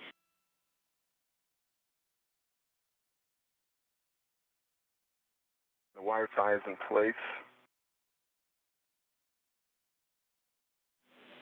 Okay, the wire tie looks good. That ain't going nowhere. So you're going to retrieve the APFR from the seat of cart and stow on your BRT. Copy.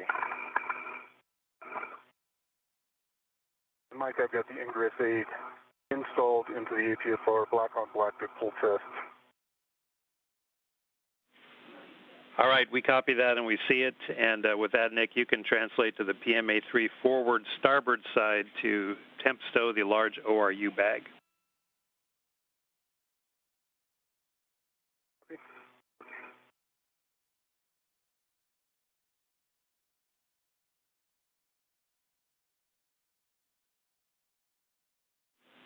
And you'll be looking for handrail 1600. That'll be the bottom part of the bag, and there'll be two vertical handrails above it, 1616, 1617, to attach the lid straps to.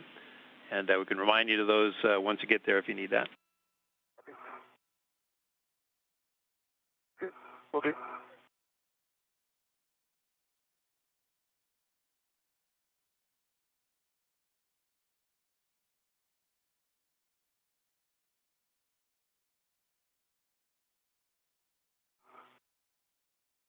On the left side of your screen right now is Andrew Morgan, or EV2, who is retrieving his foot restraint and ingress aid. He will then join EV1, Nick Hague, on the forward part of the vehicle to set up his foot restraint on PMA3.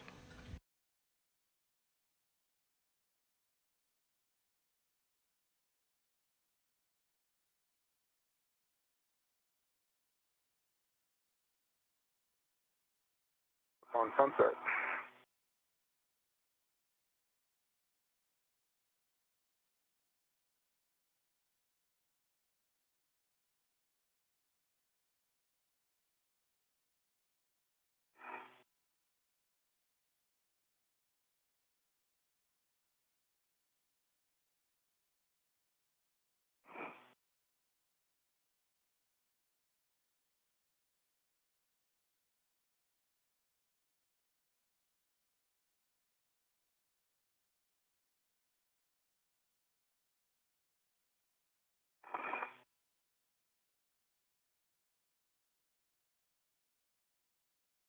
They have the APFR on my BRT. Okay, we see that when you get in a good config to translate, a reminder that as you get clear of the CETA cart, we'll want a couple of good taps on the CETA cart brake. Copy that. Or for this translation pass, you come around on the starboard side of PMA3. The thing that surprised me is just how far out the grapple pin protrudes out from PMA3. Otherwise, it's not too difficult just to go in between Columbus and Node 2. Okay. Okay, we copy that. Those are good words. And just a reminder, as you set up your office there with the large ORU bag, be sure and leave with 5 clear.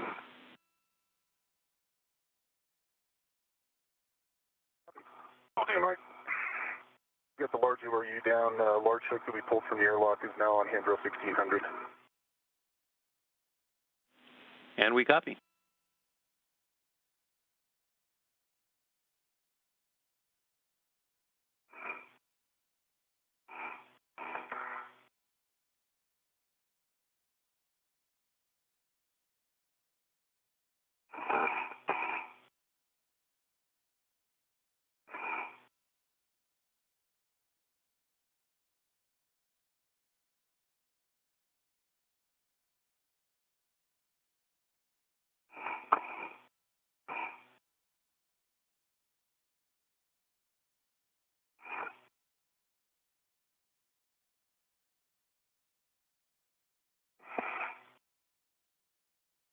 Good, 2 good pushes on the cart brake. All right, we copy that. And with that, Drew, you can translate down to PMA3. You'll be dropping a green hook on a Node 2 handrail. That'll be 331. We'll let you know that again when you get there. And just watch out for the WETA as you translate past it. Copy that.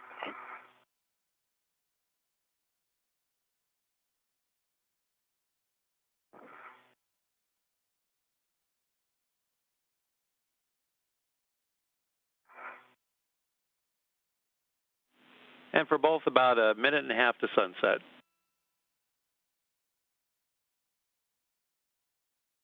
Copy all, Mike.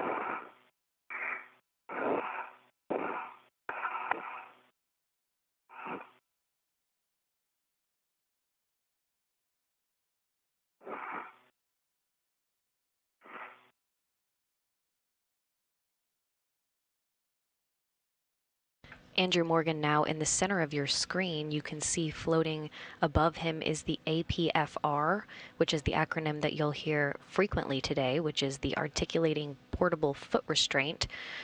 And Drew, as you're heading down towards the lab, just verify your tether from the airlock is not caught on the lab struts and gives you a good straight path from the airlock to your green hook location.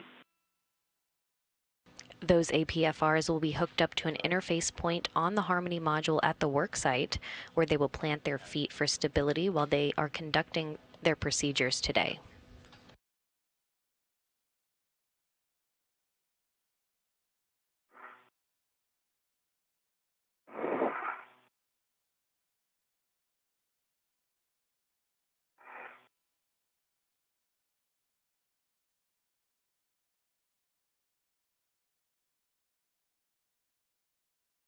Mike, yard sails deployed, and the 5 is clear. All right, we see that. Great work. And your next step is to drop down and drop your green hook on PMA2. Again, we'd like you to translate zenith of the Node 2 EWC boom. There's a cable there. It's Whiskey 2250. It's coiled near the boom, and we'll want to be sure that that's inside of your tether as you translate down there. We'll be retrieving that cable eventually. Understand. That's a good call because the pedals have snagged onto my tether and pulled them in tight to PMA. So I'll fix that.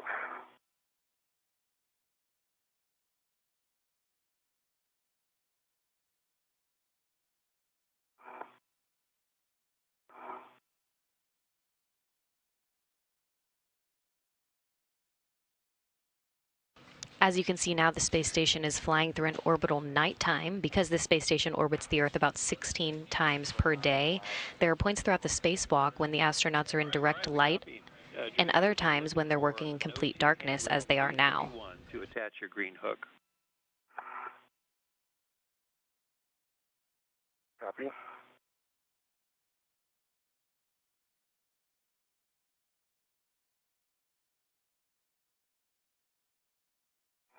I have 331 right here. Mike, can you say the number of that cable I'm supposed to stay clear of? That is 2250, Whiskey 2250.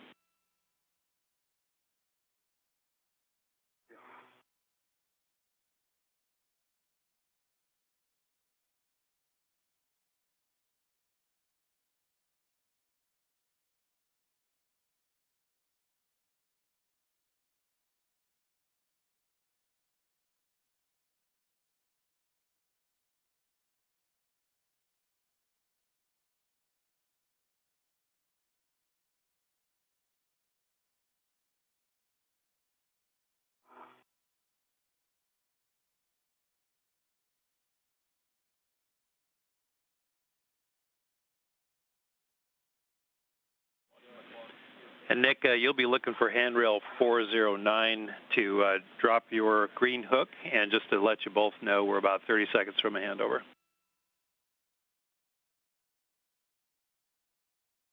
Copy, Mike, 409. And Mike, my green hook's down on 0331. All right, we see that, Drew. Great work, and you can proceed now to the PMA port side. You're looking for WIF 1, and you'll put your APFR there with a clocking of 6.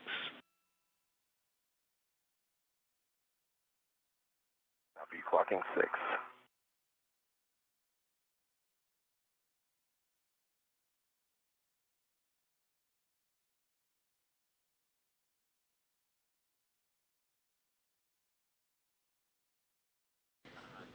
Andrew Morgan now moving to install his foot restraint on PMA 3 to begin work.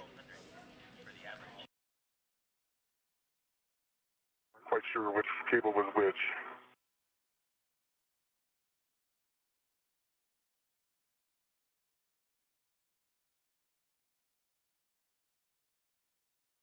And 2250 tally. Let's go the part number that is ending in 022250.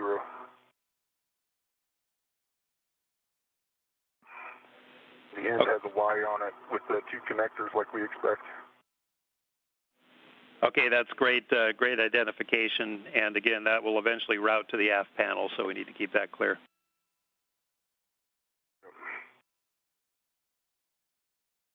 Mike with 01 in sight. Okay, we copy. For reference, Mike, so you can talk through onto it later, it's the bundle that's closest to the two connectors that connect into the zenith of node 2. I guess it's the portmost bundle. Okay, we copy that. And for Drew, just for burning in your cartridges, we'd like you to pause once you get to the APFR and just take a quick breather. Copy. Do you want me to go ahead with the install and then? Negative. We'll just have you sit there and pause before the install.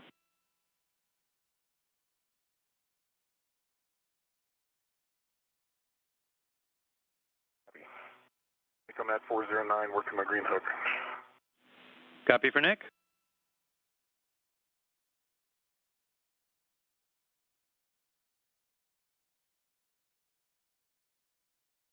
Meantime, Mike, I can take a look at that. That flap is still there. It's about the same as it was. Otherwise, maybe the rest of the gloves look great.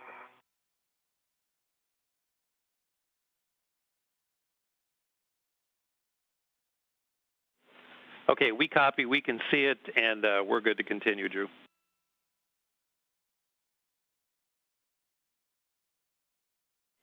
And apparently this little flap in particular is not infrequently seen.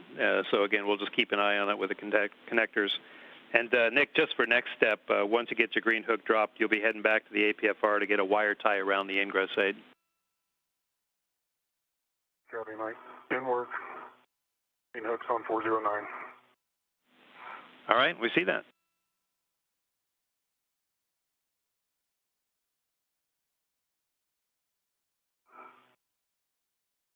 And if you're just tuning in, we're now about 45 minutes into today's spacewalk. The two spacewalkers today, Nick Hague in his third spacewalk and Andrew Morgan conducting his career first spacewalk today to install the International Docking Adapter 3 to Pressurized Mating Adapter 3, providing a second port for the future arrival of commercial crew vehicles.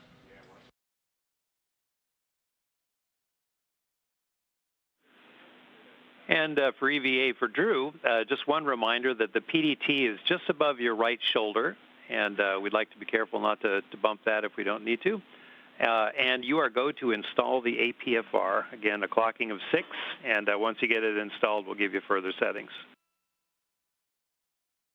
Okay, copy. A clocking of 6, and I see the PDT just above my right shoulder. Okie doke.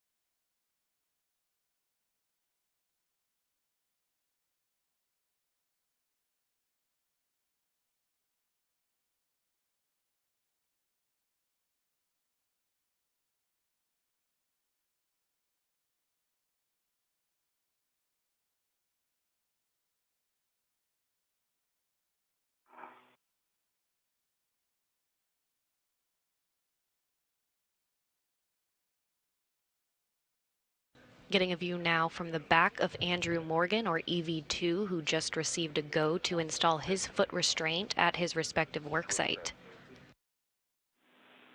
All right, we copy that, Drew. Black on black. Okay, your further settings are Tango Tango Delta 1. Copy. Tango Tango Delta 1.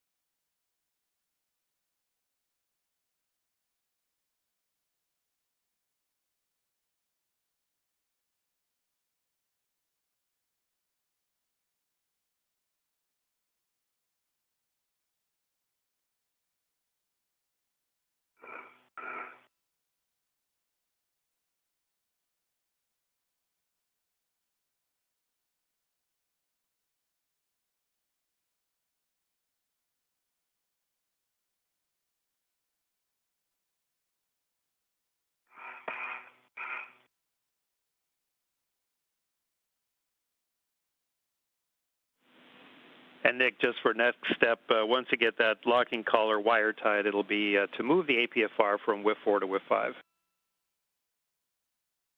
Understand. Thanks.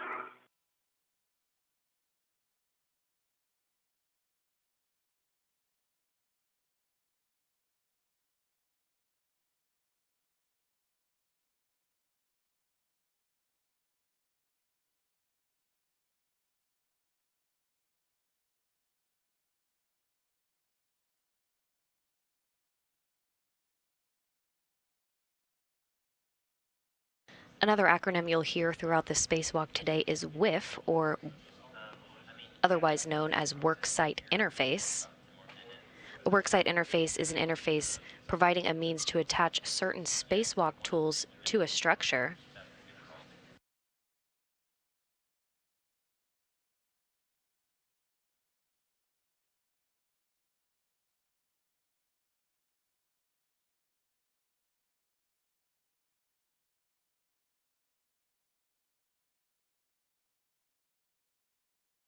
Worksite installed on the integrated stage, Mike. Okay, we see it and it looks good to us.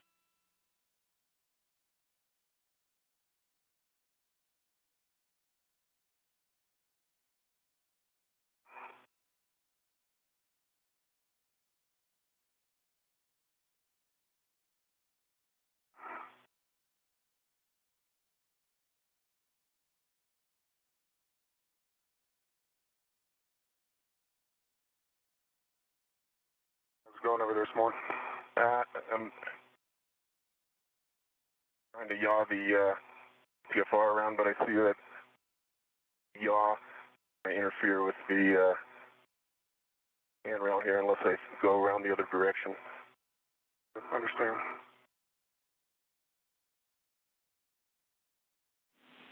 And for Nick, your install clocking is 6, and once you get there, I'll give you further settings.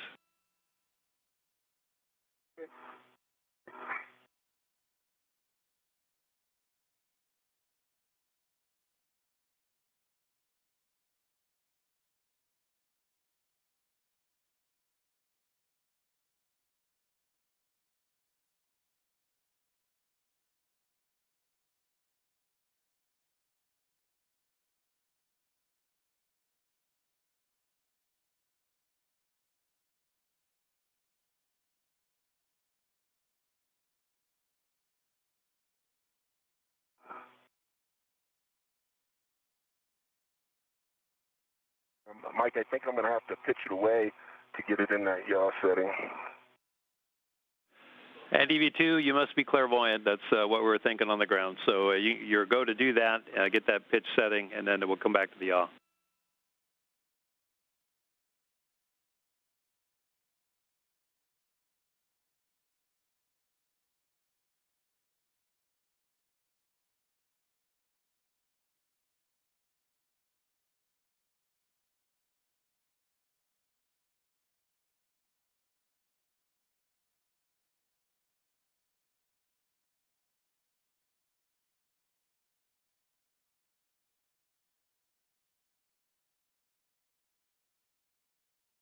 I know this is a push-in knob.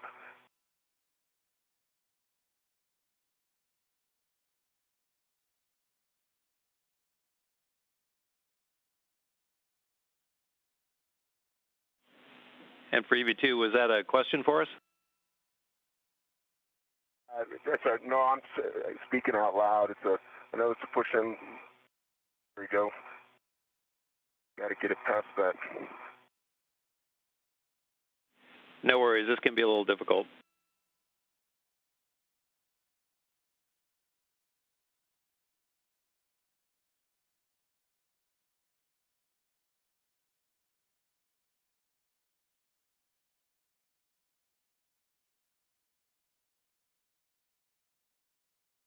Hey, Mike, I've got the APFR installed. Back on black. Good pull test and twist test. All right, we copy, Nick. Further settings are Tango Tango Delta 12. Copy. Tango Tango Delta 12 is set. All right, with that, you can extend the APFR ingress aid. And just a note, we're going to defer the PWC, the portable wireless camera replacement, for just now. It won't help us too much on the aft panel anyway. Understand?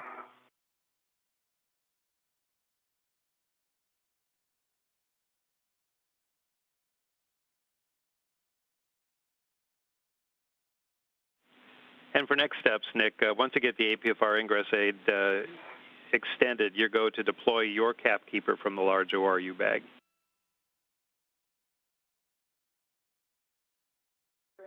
Copy that. Work. Okay, Mike, I got 6 Tango Tango, Delta 1. Okay, we copy. Good work, Drew. And your next step will be to translate to the forward IDA connector panel, and you'll be attaching your adjustable tether from the IDA3 tether point down to the PMA3 handrail 1602. We'll give you reminders as you need it, but just one thing right off, we're going to take the slack out, but no cinching force. Slack out, but no cinching. Copy.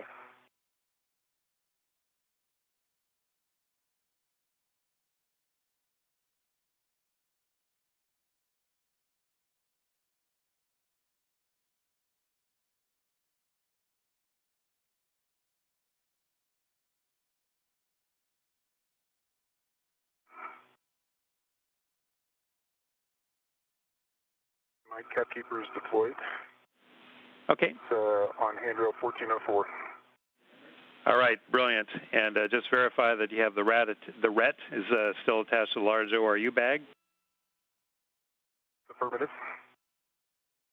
Okay, with that, you can translate to the aft IDA connector panel, and your next step will be to attach your daisy-chained adjustables from the IDA3 tether point down to your handrail 1614, the zenith stanchion of that. Copy. And same reminder, we'll want the slack out, but no cinching force. Okay, firm. Just a reminder, I caught myself thinking about trying to grab one of those shiny handrails on the IDA. That's yours. Yeah, they're pretty tempting, but we want to avoid imparting any forces there. Understand.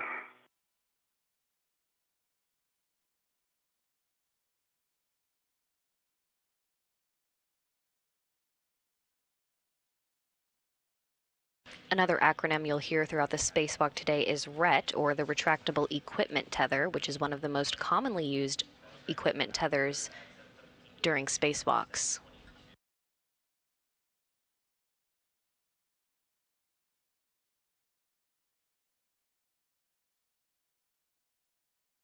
And Mike, this will be the adjustable off of my wrist. All right, we copy that, Drew.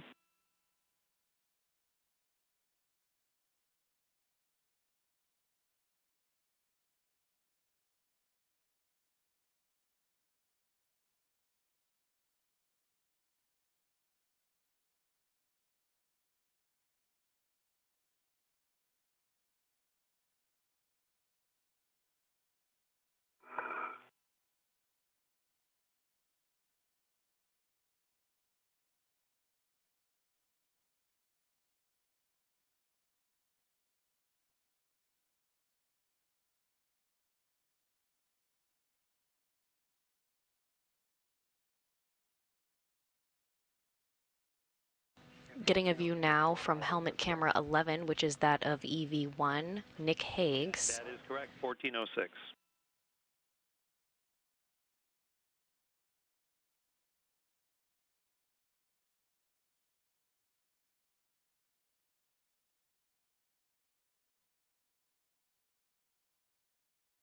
Mike, I've got an adjustable from handrail 1614 up to, in series 2 of them, up to the tether point on the IDA. It is, slack is removed, but is not cinched. Okay, we copy that for EV1, and we'll take a glove and hap check from you. Okay. Mike, the adjustables on the, I don't know, if, in WVS, if you'd like more slack out than this. 1402 to 1406. Okay, stand by.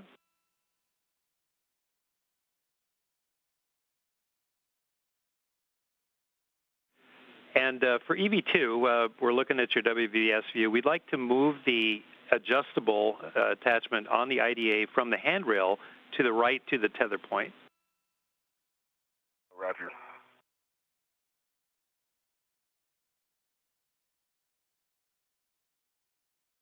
You'll hear frequent calls from the Capcom to the crew for glove checks and HAP checks. Just for background, HAP is the acronym for the Helmet Absorption Pad, which was installed in all spacewalking helmets in the wake of a water intrusion in the helmet of European Space Agency astronaut Luca Parmitano in 2014. Adjustable tether done. We'll take a glove and HAP check from him. We'll pause a moment. So the installation of the Helmet Absorption Pad, or HAP by the acronym, is intended to absorb the water in the case that it has migrated to the back of a crew member's head. And there's more slack in it now. Would you like to take some of that slack out? And yes, please, get all the slack out you can. Mike, you good with me putting down the pre-stage wire ties on 1614, 1615? And you have a go for that, Nick. It's a great idea.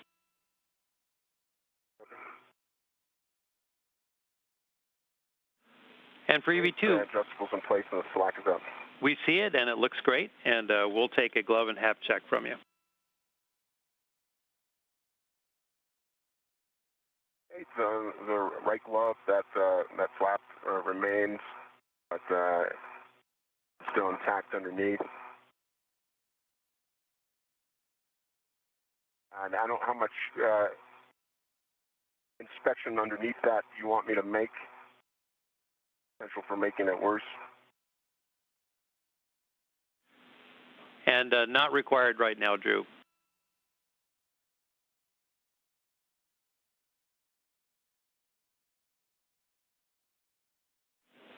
Okay, for both, go ahead, EV2.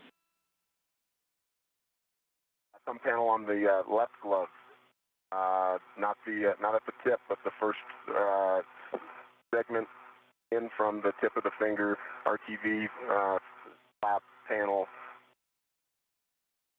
It's still attached, it's just elevated on the one side.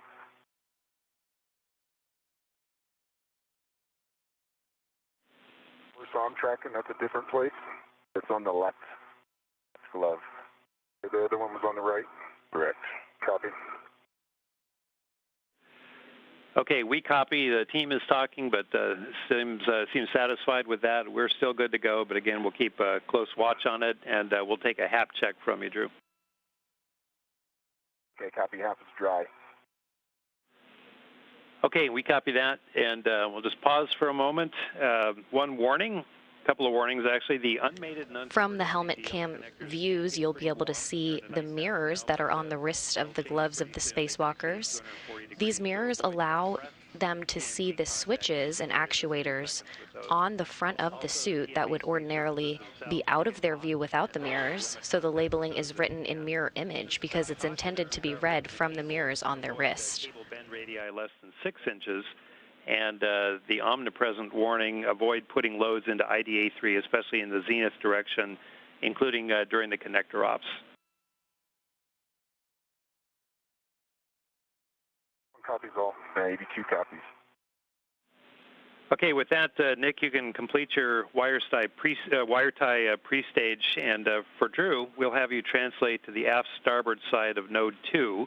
You translate first port and then aft, and you'll be heading to your first cable retrieval. That'll be on handrail 338.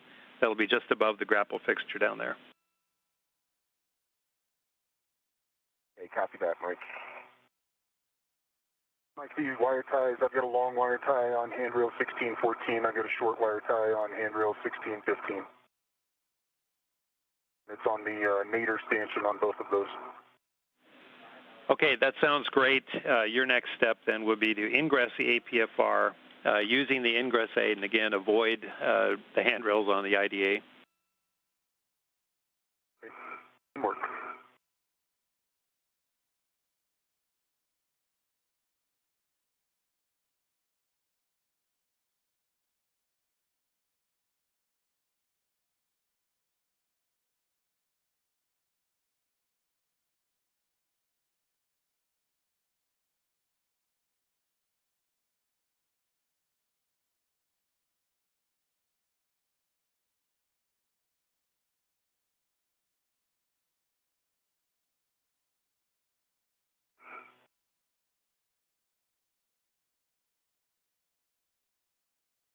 Ooh. How's it going? Not too bad. I have to adjust my thermal setting. I thought it was going to be a little too cold for the night pass, but it's just right, so it's going to get warm during day. Feeling good with my current setting. And along with feeling good, you guys are right on the timeline, by the way.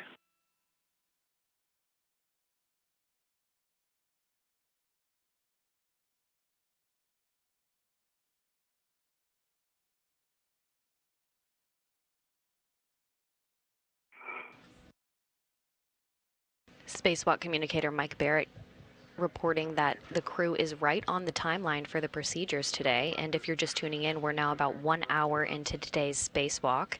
The two spacewalkers today, Nick Hague in his third spacewalk and Andrew Morgan conducting his career first spacewalk today to install the International Docking Adapter 3 to Pressurized Mating Adapter 3, where you see them now. Those on the capkeeper.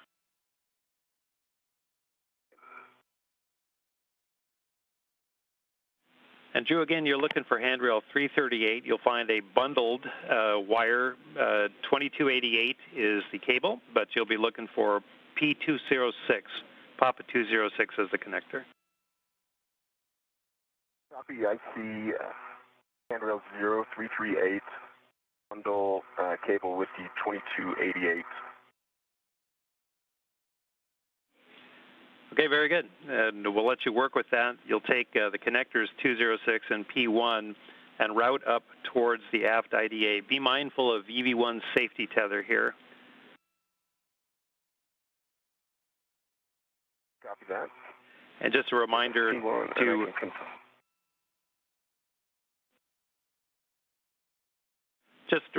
to push all the slack up forward towards the panel that you can. Copy that. And Mike, I've got caps, I guess the plugs off of J6 and J5. Get the pins inside. I don't see any FOD, and the pins look good. All right, we copy. Your next step then is to install the first jumper. That'll be 2266. You can retrieve that from the capkeeper. Understand, 2266.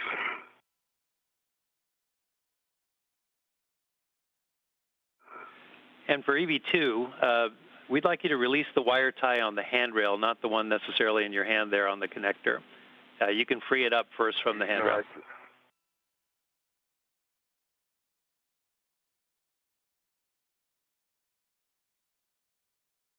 That'll just keep it as trim as possible while you're trying to route it up there.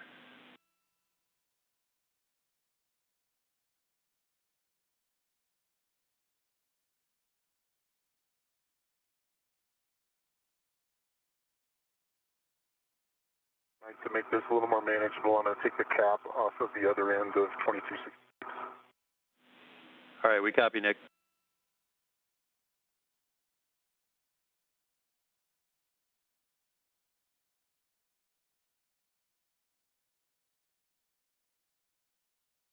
A little over an hour into the spacewalk today, and the crew is now at the point in the timeline where they'll be attaching retractable equipment tethers to handrails on PMA 3 and IDA 3. And for Nick, just a reminder, you'll be connecting from the jumper P6A to the IDA J6 connector.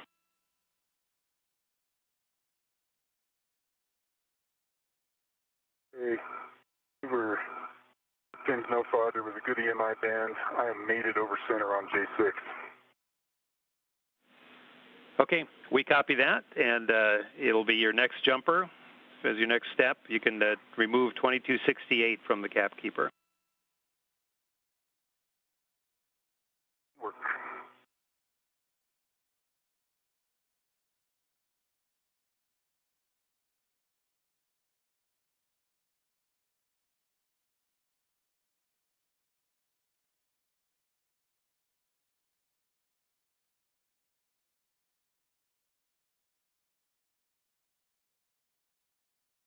J5, no FOD, good EMI bands, good pins.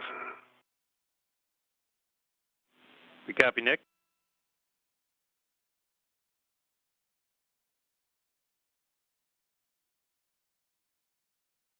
Get over center. Those retractable equipment tethers, or RETs by the acronym, are being used to hold varying equipment in place while the crews work through spacewalk procedures. Take a minute, adjust my cooling. All right, your next step will be to retrieve that green weight cable from Drew, so you take whatever minutes you need. Go ahead, Drew. I'd say I'll just want to pause here and I'll get this all the coil released here.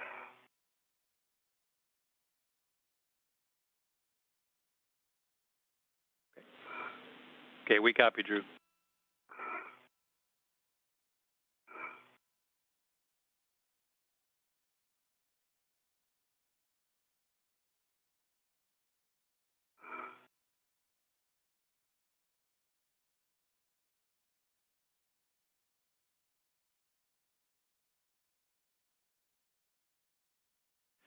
And Drew, we recommend keeping that last twist in just so you don't have too much of a loose cable on the way up.